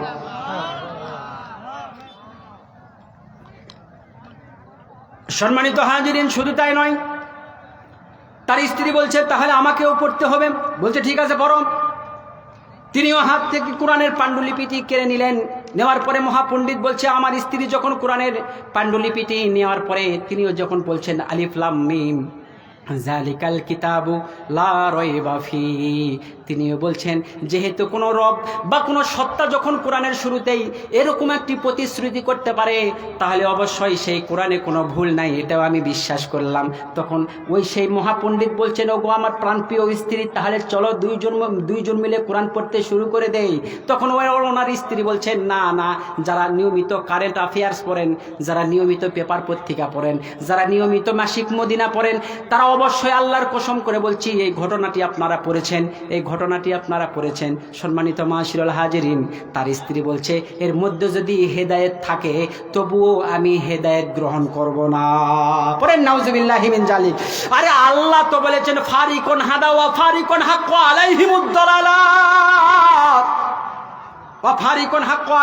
দালালাত, আল্লাহ বলছেন, আমি যাকে ইচ্ছা তাকে হেদায়েত দান করে দেই। ওয়া ফারিকুন হাক্কা আলাইহিমুদ দালালাত, আবার দুনিয়ার মধ্যে একদল মানুষ আছে যাদেরকে আমি হেদায়েত দান তো জীবনে করবই না। কারণ হলো একটাই, তাদের অন্তরের সাথে মুখের কোনো কথার মিল নাই। আল্লাহ বলছেন, সুম্মা বাসনাকুম মিন বাদি মাউতিকুম লাআল্লাকুম তাশকুরুন। সম্মানিত হাজিরিন, মুসা আলাইহিস সালাতু ওয়াস সালাম তিনি কিতাব ধরে তার উম্মতদেরকে বলছেন, ওগো আমার প্রাণপ্রিয় উম্মতেরা, এই মাত্র আল্লাহ কিতাব নাজিল করে তোমাদেরকে কালেমার দাওয়াত দিতে বলল, আসো কালেমার পথে চলে আসো, আল্লাহর হুকুম মানো, জান্নাতের লোভ করো, জাহান্নামের ভয় করো। তখন গ্রামের সমস্ত মানুষগুলো বলল, না আমরা এটা বিশ্বাস করি না, এটা বিশ্বাস করা যাবে না, কারণ তুমি যদি সত্যি নবী হয়ে থাকো তাহলে তুমি একটা হচ্ছে প্রমাণ আমাদেরকে দেখাও। তখন মুসা আলাইহিস সালাতু ওয়াস সালাম বলছেন, কি প্রমাণ নিবে বলো? তখন মুসা আলাইহিস সালাতু ওয়াস সালাম যখন আল্লাহকে বলছেন, আল্লাহ গো, গো আমার গ্রামের মানুষেরা সবাই হচ্ছে প্রমাণ চাই, আমি যে আপনার সঙ্গে কথা বলি এর প্রমাণ চাই, আমি এখন কি করব? তখন মুসা আলাইহিস সালাতু ওয়াস সালাম আল্লাহর কাছে যখন ফরিয়াদ করলেন, আল্লাহ বলছেন ঠিক আছে, তোমার গ্রামের যতগুলো মানুষ আছে সেখান থেকে সবচাইতে জ্ঞানী যে মানুষগুলো আছে এই মানুষগুলোকে তুর পাহাড়ে নিয়ে আসো, আমি তোমার সাথে কথা বলি, এর সত্যতা প্রমাণ আমি আল্লাহ করে দিব। পড়েন সুবহানাল্লাহ। হযরত মুসা আলাইহিস সালাতু ওয়াস সালাম আনন্দ পেলেন, একটু হাসি মুখে তার গ্রামের সমস্ত মানুষদেরকে বললেন, ও দুনিয়ার মানুষেরা, ও আমার উম্মতেরা, চলো আমার সঙ্গে, সবচাইতে যারা জ্ঞানী মানুষ তারা আমার সঙ্গে চলো। ৭০ জন মানুষ আল্লাহ হুকুম দিয়েছে, ৭০ জন মানুষ আমার সঙ্গে তুর পাহাড়ে চলো। যাওয়ার পরে আমার সাথে যে আল্লাহ কথা বলে এই কথাটা যে সত্য আমি প্রমাণ করে দিতে চাই। এবার ৭০ জন মানুষ গ্রামের মধ্য থেকে বাছাই করা হলো, বাছাই করে সেই তুর পাহাড়ে নিয়ে যাওয়া হলো। তুর পাহাড়ে নিয়ে গিয়ে আল্লাহ হযরত মুসা আলাইহিস সালাতু ওয়াস সালামের সাথে কথা শুরু করে দিলেন, মৌমাছির মতো আওয়াজ হতে শুরু করে দিল। ওই ৭০ জন যে মানুষ আছে এই ৭০ জন মানুষ সুন্দর করে তারা স্বচক্ষে নিজের অন্তর্চক্ষু এবং স্বচক্ষে তারা দেখছে আল্লাহর সঙ্গে মুসা আলাইহিস সালাতু ওয়াস সালাম গল্প করছে, কিতাব নাজিল করছে। ওই ৭০ জন মানুষ তারা দেখছে স্বচক্ষে দেখছে। এইবার মুসা আলাইহিস সালাতু ওয়াস সালাম সেজদা থেকে দাঁড়িয়ে, সেজদা থেকে ওঠার পরে এবার ওই ৭০ জন মানুষকে বলছেন, ওগো আমার গ্রামবাসীরা, ওগো আমার উম্মতেরা, তোমরা কি দেখেছো আমি আল্লাহর সঙ্গে কথা বললাম, আল্লাহ কিতাব নাজিল করলো, এটা কি তোমরা স্বচক্ষে দেখেছো নাকি? তখন সঙ্গে সঙ্গে ওই ৭০ জন মানুষ বলছে, হ্যাঁ অবশ্যই আল্লাহর সঙ্গে তুমি কথা বললে আর আল্লাহও তোমার সঙ্গে কথা বললো, এটা আমরা স্বচক্ষে দেখলাম। তখন মুসা আলাইহিস সালাতু ওয়াস সালাম তিনি বলছেন, তাহলে তোমরা আমার উপর ঈমান আনো, জাহান্নামের ভয় করো, জান্নাতের লোভ লালসা মনের মধ্যে সেট করে নাও। তখন মুসা আলাইহিস সালাতু ওয়াস সালামকে ওই ৭০ জন ব্যক্তি সঙ্গে সঙ্গে উত্তর দিল, ও মুসা আলাইহিস সালাতু ওয়াস সালাম, শুধুমাত্র আল্লাহর কথা শুনলে তুমিও যেমন শুনেছো আমিও তেমন শুনেছি, আল্লাহর কথা শুনেই আমরা ঈমান আনবো না যতক্ষণ না পর্যন্ত আল্লাহকে স্বচক্ষে দেখতে পাবো। মুসা আলাইহিস সালাতু ওয়াস সালাম অবাক হয়ে গেলেন, কি রে ভাই, তোমাদের গ্রাম থেকে নিয়ে আসা হলো, আল্লাহর কথা শোনা মাত্র, আল্লাহর কথার ভয়েস তোমাদের কান পর্যন্ত যাওয়ার পরে তোমরা আমার উপর ঈমান আনবে, কিন্তু এখানে তোমরা আর এক কথা বলছো, আল্লাহর কথা শুনলে তারপরও ঈমান আনছো না, এর কারণটা কি একটু দয়া করে বলো তো।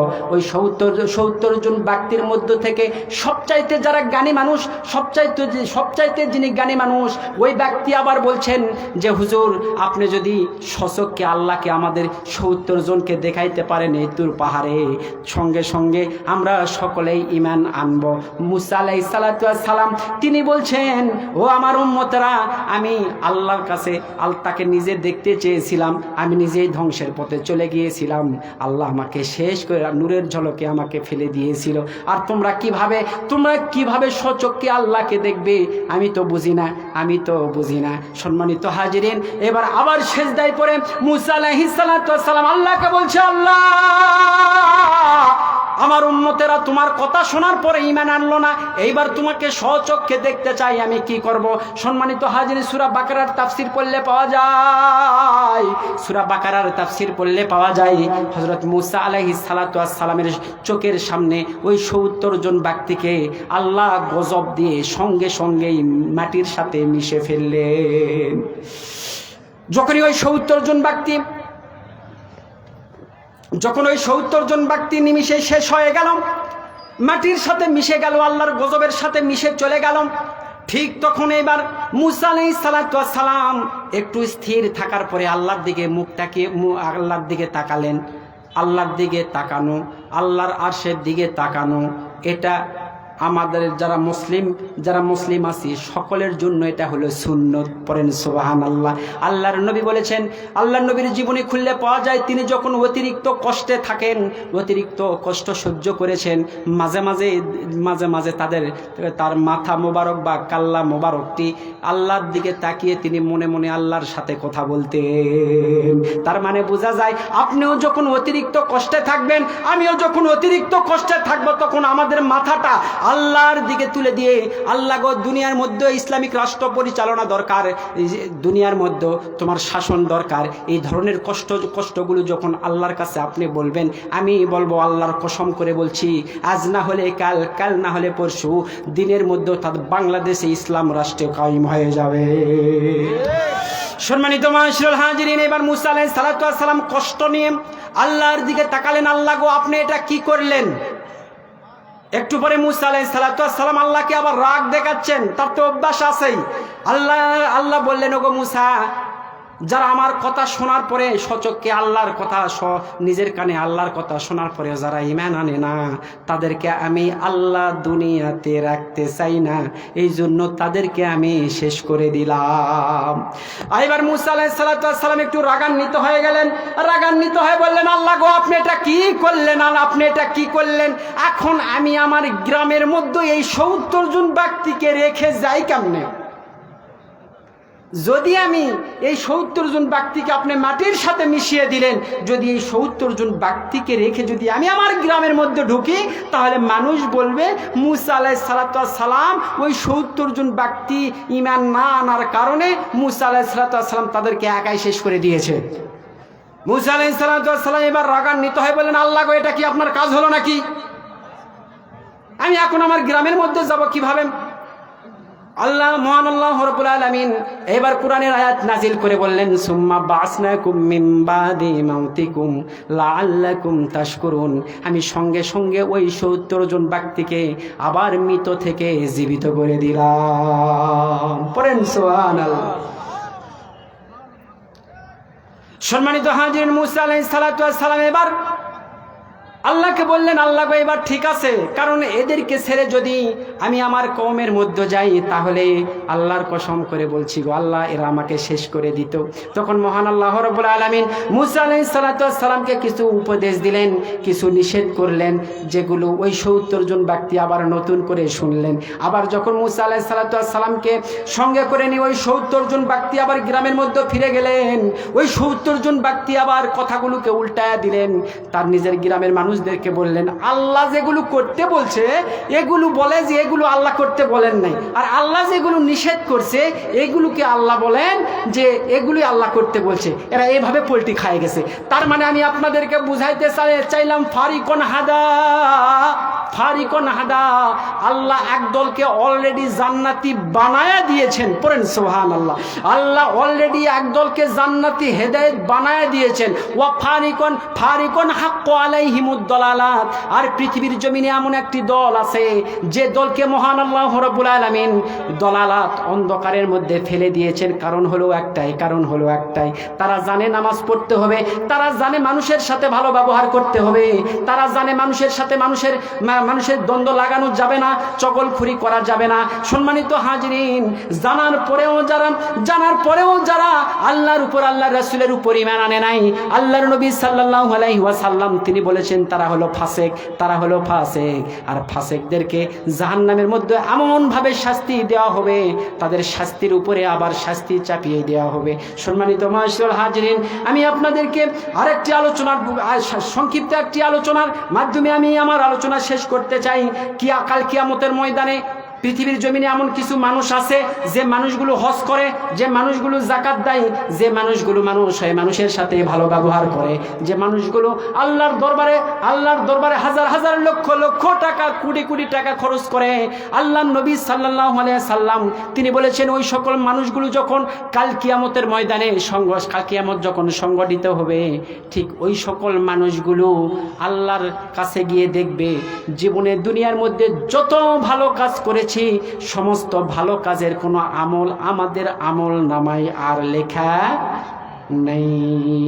কিয়ামতের দিন 5 ধরনের মানুষের কোনো ইবাদত কাজেই আসবে না। 5 ধরনের মানুষ। দুনিয়ার মধ্যে আমরা এতক্ষণ পর্যন্ত কষ্ট করে শীতের মধ্যে আসলাম, ওযু করলাম, বসলাম। আল্লাহর নবী সাল্লাল্লাহু আলাইহি সাল্লাম তিনি বলেছেন, দুনিয়ার মানুষ কাল কিয়ামতের ময়দানে 5 ধরনের মানুষের কোনো ইবাদত কাজে আসবে না। বিশেষ করে মা বোন যারা পর্দার আড়ালে আমাকে দেখছেন, আমি আপনাদের এলাকার সন্তান, আজকে এমন একটি দোয়া আপনাদের শিখিয়ে দিয়ে যাব, আল্লাহর কসম করে বলছি প্রত্যেক দিন আপনাদের গুনাহ খাতাগুলো আল্লাহ মাফ করে দিবেন। তো সর্বপ্রথমে আর একটি কথা বলেই আমি ওখানে যাচ্ছি। কাল কিয়ামতের ময়দানে 5 ধরনের মানুষের কোনো ইবাদত কাজে আসবে না। তাহলে কে? সে ব্যক্তি 5 ওয়াক্ত নামাজি হতে পারে, সে ব্যক্তি আলহাজ বা হাজি হতে পারে, সে ব্যক্তি একজন বিশাল দানশীলতা ব্যক্তি হতে পারে।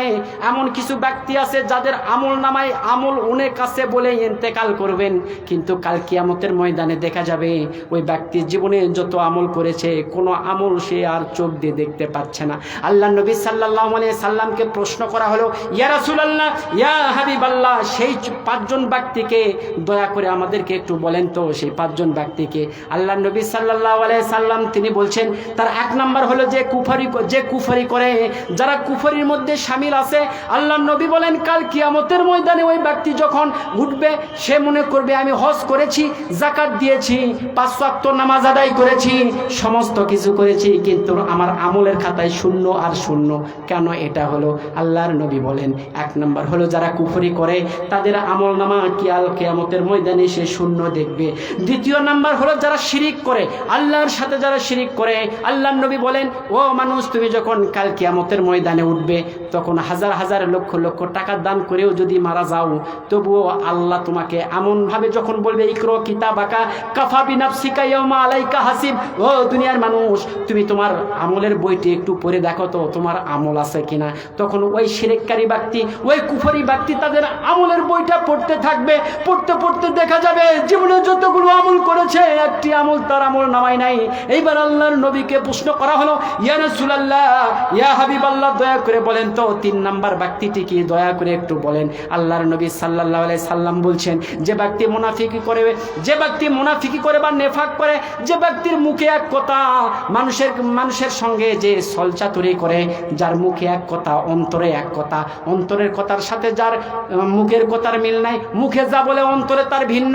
আল্লাহর নবী বলেন ওই ব্যক্তি যখন ইন্তেকাল করবেন, ইন্তেকাল করার পরে যখন কাল কিয়ামতের ময়দানে উঠবেন, সঙ্গে সঙ্গে সে ব্যক্তি, তাকে বলা হবে ইকরা কিতাবাকা, তোমার আমলের বইটি তুমি একটু পড়তে থাকো তো। তখন ওই ব্যক্তি আমলের বই পড়বে আর বলবে, হাই, দুনিয়ার মধ্যে আমি নামাজ পড়েছি, হজ করেছি, যাকাত দিয়েছি, কত কি করেছি আমি, কিন্তু আমার আমলের খাতায় কেন আমল নাই, আমি একটু জানতে চাই। অতর গোনা দিন ফুরাইয়া যাইবে, যৌবনে লাগবে ভাটি, ওই যে দেখো ডাকিতেছে তোমায় কবরের মাটি, ওই যে দেখো ডাকিতেছে তোমায় কবরের মাটি। অতর গোনা দিন ফুরাইয়া যাইবে, যৌবনে লাগবে ভাটি, ওই যে দেখো ডাকিতেছে তোমায় কবরের মাটি, ওই যে দেখো ডাকিতেছে তোমায় কবরের মাটি। সন্ধ্যার আগে যেদিন ডুবিবে বেলা, এক পলকে ছেড়ে যাবে তুমি এই দুনিয়া। ঠিক না বা ঠিক? সম্মানিত হাজির, মহান আল্লাহ রাব্বুল আলামিন পবিত্র কোরআনে বলছেন, দুনিয়ার মানুষ, লিল্লাহে তাকবীর, লিল্লাহে তাকবীর। প্রধান অতিথির আগমন, আদাইপুরবাসীর পক্ষ থেকে বলেন না সবাই, লাল গোলাপ শুভেচ্ছা। প্রধান অতিথির আগমন। স্যার ভালো আছে, বসেন।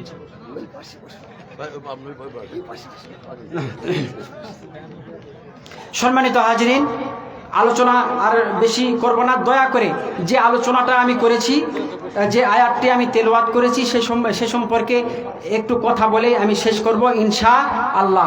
সবাই মনোযোগ সহকারে কোরআন শোনার পূর্বে একটু চিৎকার দিয়ে, আল্লাহর দেওয়া জবান দিয়ে একটু চিৎকার দিয়ে বলেন তো, লিল্লাহে তাকবীর, লিল্লাহে তাকবীর। প্রধান অতিথির আগমন। সম্মানিত হাজিরিন, আমি আপনাদের সামনে এসে সর্বপ্রথমে একটি আয়াত তেলাওয়াত করেছি সূরাতুল ইনফিতর থেকে।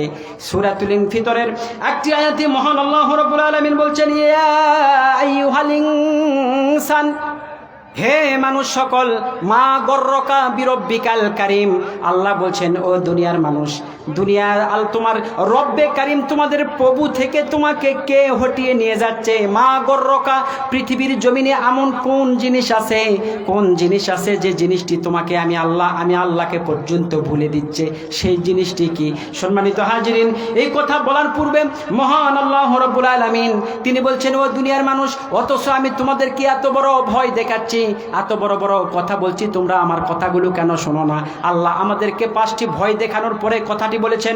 মহান আল্লাহ তাআলা বলছেন, ইজাস সামাউ ফাতারাত, ও দুনিয়ার মানুষ, তোমরা কি জানো কিয়ামত যখন সংগঠিত হবে তখন ইজাস সামাউ ফাতারাত, আকাশটি ফেটে যাবে, আকাশটি ফেটে যাবে।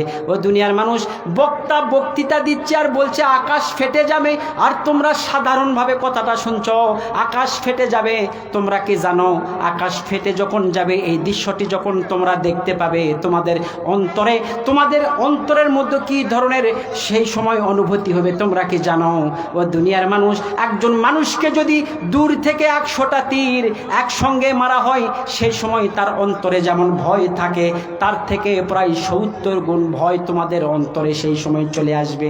কোন সময়? আল্লাহ বলছেন, ইজাস সামাউ ফাতারাত, যখন আমি আকাশটা ফেটে দিব। এবার আল্লাহ তাআলা বলছেন, ওয়া ইজাল কাওয়াকিবু তাসারাত, আল্লাহ বলছেন যখন আকাশ ফেটে যাবে তোমরা আতঙ্কিত হয়ে যাবে, ভয় পেয়ে যাবে, এবং আকাশের উপরে যতগুলো তারা আছে এই তারাগুলো যখন একটি একটি করে দুনিয়ার মধ্যে খুলে খুলে পড়ে যাবে, ফেটে যাবে সেই তারাগুলো, তখন তোমাদের কি অবস্থা হবে তোমরা কি জানো? ও দুনিয়ার মানুষ, তোমরা কি জানো? একটি ফুটবল হাতে নাও, একটি ফুটবল হাতে নিয়ে একটি সরিষার দানাকে বারবার যদি আঘাত করা হয়, সেই সরিষার দানার যেমন কোনো টুকরা খুঁজে পাওয়া যাবে না, ঠিক তেমনি ভাবে ওয়াইজাল কাওয়াকিবু তাসারাত, আকাশের তারাগুলো যখন খুলে খুলে পড়ে যাবে, সেই আসমান যখন ফেটে যাবে, তখন মানুষেরা, তোমরা মনে করো তোমরা শক্তিশালী একজন মানুষ, একটি ফুটবল নিয়ে একটি সরিষার দানাকে বারবার বারবার আঘাত করছো, ঠিক তেমনি যখন কিয়ামত সংগঠিত হবে, ঠিক ওই বল হবে আকাশের তারকা, আর পৃথিবীর জমিনটা হবে সেই সরিষার দানা। এইবার মহান আল্লাহ তাআলা বলছেন, ওয়াইজাল বিহারু ফুজ্জিরাত, ও দুনিয়ার মানুষ, তোমরা কি জানো যখন আমি কিয়ামত সংগঠিত করব, তখন ওয়াইজাল বিহার মানে হচ্ছে সাগর, আমি আল্লাহ যখন এই সাগরকে উত্তাল বানিয়ে দিব, ফুজ্জিরাত, যখন উত্তাল হয়ে যাবে, এই 3টি দৃশ্য তোমরা দেখতে পাবে।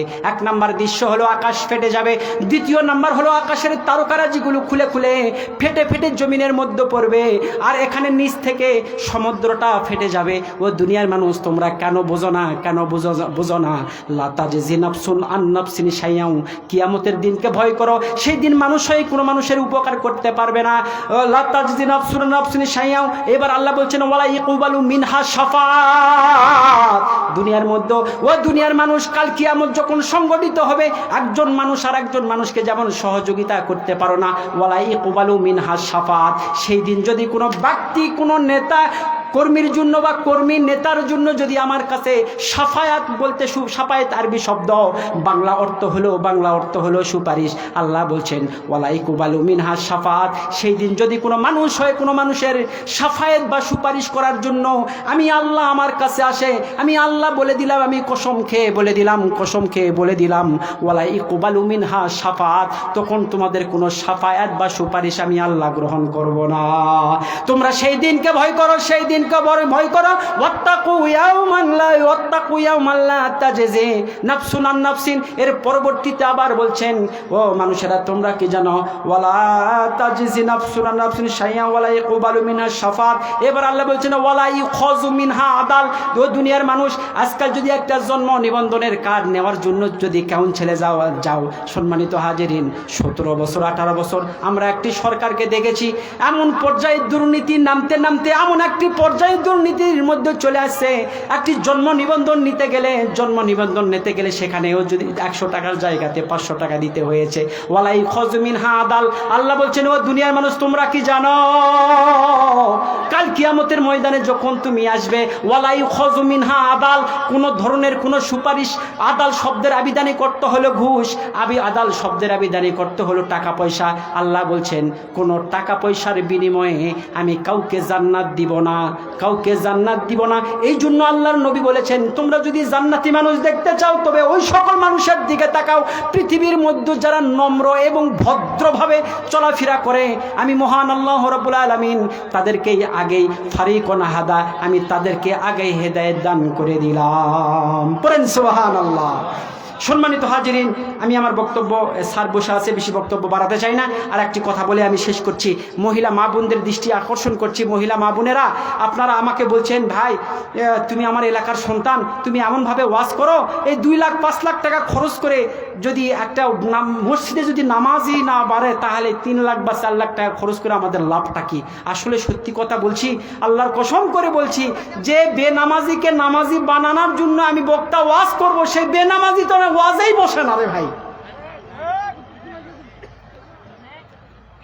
যারা রাজনীতি করছি তারা বলছে হুজুর দুর্নীতির বিরুদ্ধে একটু দোয়া করি, একটু মানে কথা বলেন। তো যারা দুর্নীতি করে তারা তো ওয়াজের মধ্যেই বসে না, ওয়াজটা শুনবে কে?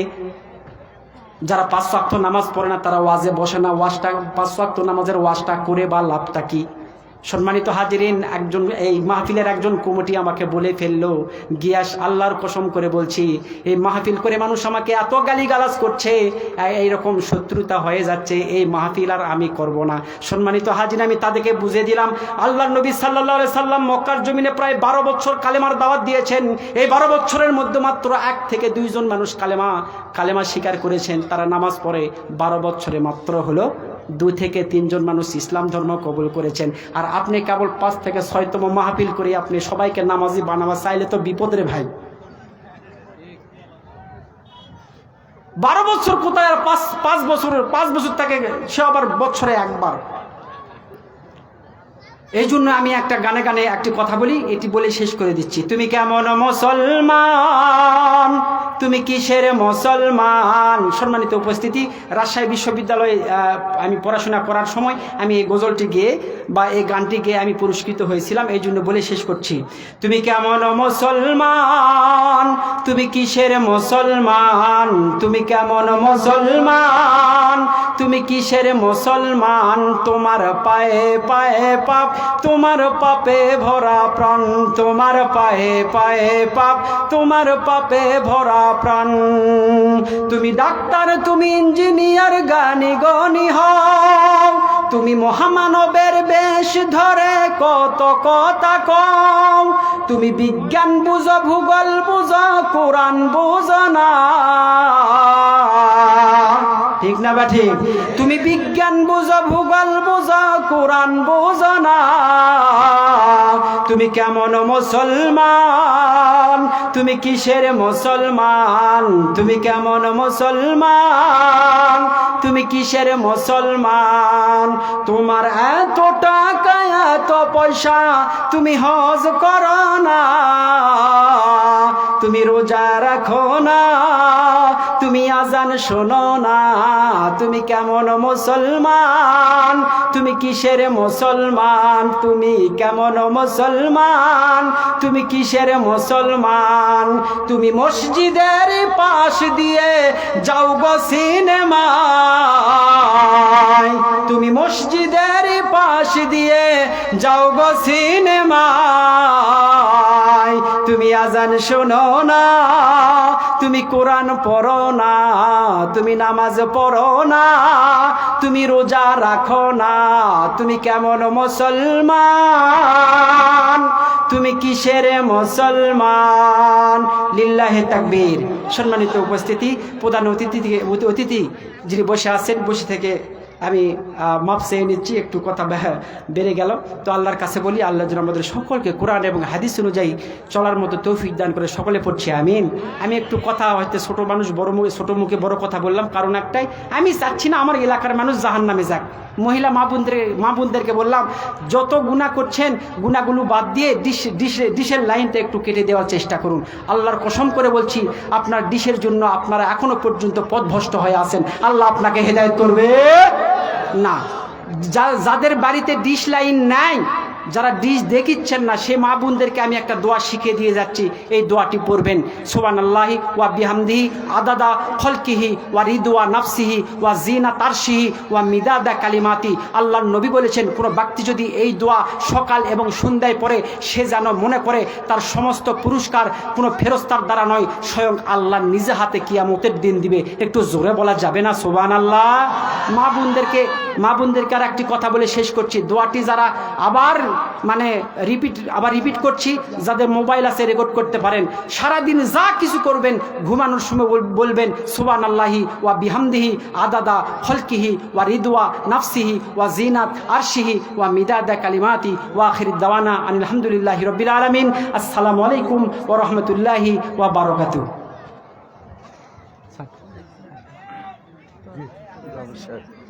দরিয়াপুর মাদ্রাসা। জি না স্যার, আমি ওখানে পরিচালক।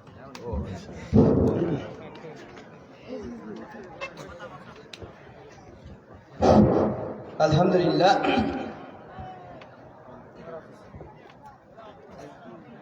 এ পর্যায়ে আপনাদের সামনে সংক্ষিপ্তভাবে বক্তব্য রাখছেন আমাকে দাও।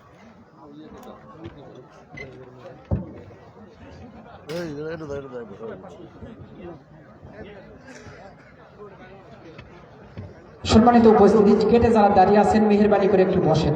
আপনাদের জন্য এত বড় মঞ্চ সাজানো হয়েছে, দয়া করে প্লিজ দয়া করে একটু বসেন। আমাদের সম্মানিত মেহমানগুলোরা, প্রধান অতিথি তারা বসে আছেন, তারা গুরুত্বপূর্ণ কিছু কথা বলবেন। আমাদের প্রধান আকর্ষণ গোলাম রব্বানী ভাই যুক্তিবাদী খুব সুন্দরভাবে ওয়াজ করবেন, আপনাদের গুরুত্বপূর্ণ ওয়াজ করবেন, আপনারা অবশ্যই শুনবেন। ভাই প্লিজ একটু বসেন। সম্মানিত উপস্থিতি, আমাদের ঘোষিত অনুযায়ী এ পর্যায়ে আপনাদের সামনে বক্তব্য পেশ করছেন আজকের সম্মানিত প্রধান অতিথি জনাব মোহাম্মদ ফজলে হুদা বাবুল। সম্মানিত আমার স্যার, সভাপতি বাংলাদেশ জাতীয়বাদী দল বিএনপি বদলগাছি উপজেলা, যুগ্ম সম্পাদক বাংলাদেশ জাতীয়বাদী কৃষক দল কেন্দ্রীয় কমিটি, মনোনীত 48 নওগাঁ 3 বদলগাছি মহাদেবপুর ধানের শীষের এমপি পদপ্রার্থী। আমি সম্মানিত স্যারকে তার মূল্যবান বক্তব্য রাখার জন্য বিশেষভাবে অনুরোধ করছি। ধন্যবাদ।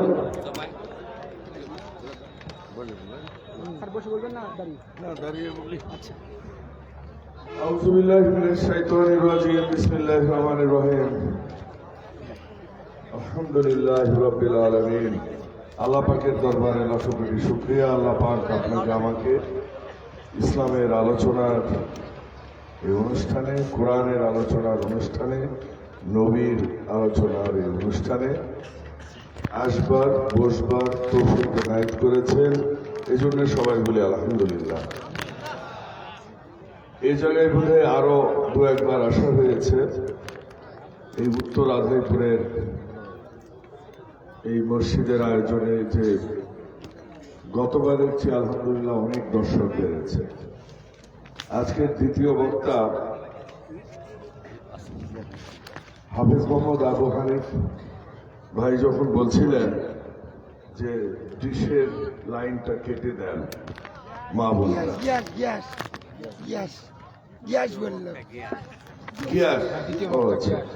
মৌলানা মোহাম্মদ গিয়াসউদ্দিন, আচ্ছা, উনি যখন বললেন যে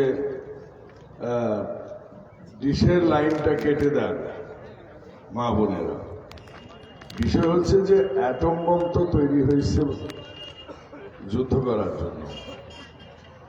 অ্যাটম বোমের রিমোট কার কাছে, কোন কাজে ব্যবহার করবে, মুসলমানরা আজকে অনেক পিছিয়ে আছে অনেক কিছুর কারণে। ওই যন্ত্রটাকে আমি কিভাবে ব্যবহার করব? ভারতীয় ন্যাংটা মুভি আমার বাচ্চারা দেখবে, নাকি আমার বাচ্চারা এখানে বিবিসি, সিএনএন এর কিংবা পৃথিবীর বিভিন্ন ইতিহাস বিজ্ঞান চর্চা করবে? মৌলানা গিয়াস আরো একটা কথা বললেন যে ভূগোল জানো, কোরআন জানো না, গণিত জানো, কোরআন জানো না, তোর নিজেরই খুব নাদান মনে হলো। আমাদের আসলেও কোরআন জানা উচিত সবার। আজকে যে কোরআন জানলে আমি নিজেকে অন্যের সাথে পার্থক্য করতে পারব। এখন কোরআন জানার জন্য, হাদিস জানার জন্য আপনাকে পড়ালেখা করতে হবে। যেভাবে আপনার ভূগোল জানার জন্য পড়তে হয়, গণিত জানার জন্য পড়তে হয়, পদার্থ জানার জন্য পড়তে হয়, আপনার কোরআনও জানতে হবে। কোরআন জানলে আপনি তখন বুঝবেন সত্য আর মিথ্যার পার্থক্য কোন জায়গায়। এই সত্য আর মিথ্যার পার্থক্যের জন্যই আমাদের শিশু সন্তানদেরকে তখন আমরা বুঝবো তাদেরকে কোন টিভির অনুষ্ঠানটা আমি দেখাবো, কোনটা দেখাবো না। আমাদের দেশে আলেমেরা খুশি হইতাম যদি ভারতীয় চ্যানেল বন্ধের জন্য একদিন বাংলাদেশে হরতাল দিত। আমি নিজে সেই হরতালে, সেই আন্দোলনে নিজে থাকবো ইনশাআল্লাহ। আমি খুশি হতাম বাংলাদেশের আলেম সমাজ যদি, আমি আল্লাহর কাছে দোয়া করি যে বাংলাদেশের আলেম সমাজ অন্তত ফিলিস্তিনি ভাইদের পক্ষে একটা জাতীয় দোয়া অনুষ্ঠান কিংবা প্রতিবাদ সভা করবে আমেরিকার অ্যাম্বাসির উদ্দেশ্যে, কিন্তু সেটা করবে না। আলেম সমাজও এখন অধিকাংশই আমাদের মতো হয়ে গেছে। আমাদেরকে এই জন্য বুঝতে হবে যে একজন মানুষ হিসেবে, মুসলমান হিসেবে, বাংলাদেশি হিসেবে আমাকে সত্য আর মিথ্যার পার্থক্য কোন জায়গায়, ইসলামের ইতিহাস যেভাবে রচিত হয়েছে, কোনটা সত্য ইতিহাস, কোনটা মিথ্যা ইতিহাস, কোরআনের তর্জমা হয়েছে বহু প্রকারের, কোন তর্জমা সঠিক, কোন তর্জমা ঠিক, এটা জানবার জন্য আমাদের সন্তানদেরকে দ্বীনি শিক্ষা, কোরআনের শিক্ষায় শিক্ষিত করতে হবে। আর এই কাজটি শুরুতেই করতে পারেন আমাদের। নারায়ে তাকবীর, লিল্লাহে তাকবীর, লিল্লাহে তাকবীর। প্রধান মেহমানের আগমন, প্রধান বক্তার আগমন, লিল্লাহে তাকবীর।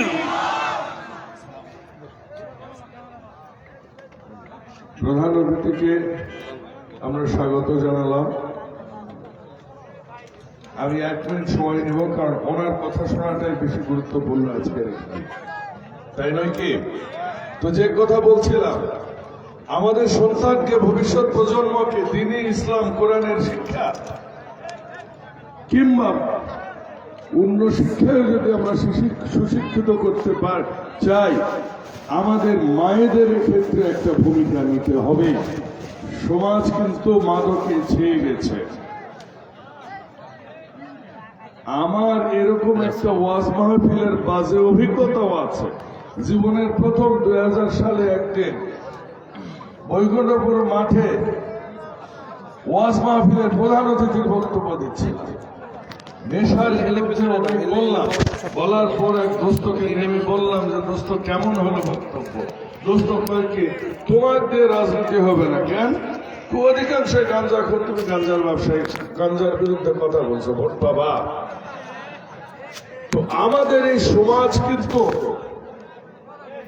ঘুম ধরে গেছে। এক্ষেত্রে আমার মা বোনেরা কাজ করতে পারে। অন্তত ভবিষ্যৎ প্রজন্মকে আমাদের বাঁচাতে হবে, ভবিষ্যৎ প্রজন্মকে মাদক থেকে দূরে নিয়ে আসতে হবে। আমি আর কথা বলাবো না, আপনারা জানেন সবাই আমি ধানের শীষের প্রতীক পেয়েছি বদলগাছিতে। এই প্রথম ধানের শীষের কেউ মনোনয়ন পেয়েছে। আর আমি এই আদাইপুর ইউনিয়নের সন্তান। আপনারা বহুদিন থেকে আমাকে চিনেন, আমার সব জানেন শোনেন। আমার দাদা এই আদাইপুর ইউনিয়নের প্রথম চেয়ারম্যান ছিলেন। সত্যপাড়া বাড়ি আমার, আকন্দপাড়া আমার বাড়ি। আমার বাবার নাম নেহালউদ্দিন আকন্দ। আমার ব্যক্তিগত পরিচয় আপনারা সবাই জানেন। আপনারা আমার জন্য দোয়া করবেন যেন আমি সত্যের পথে থাকতে পারি, আল্লাহ রাসূলকে অনুসরণ করতে পারি,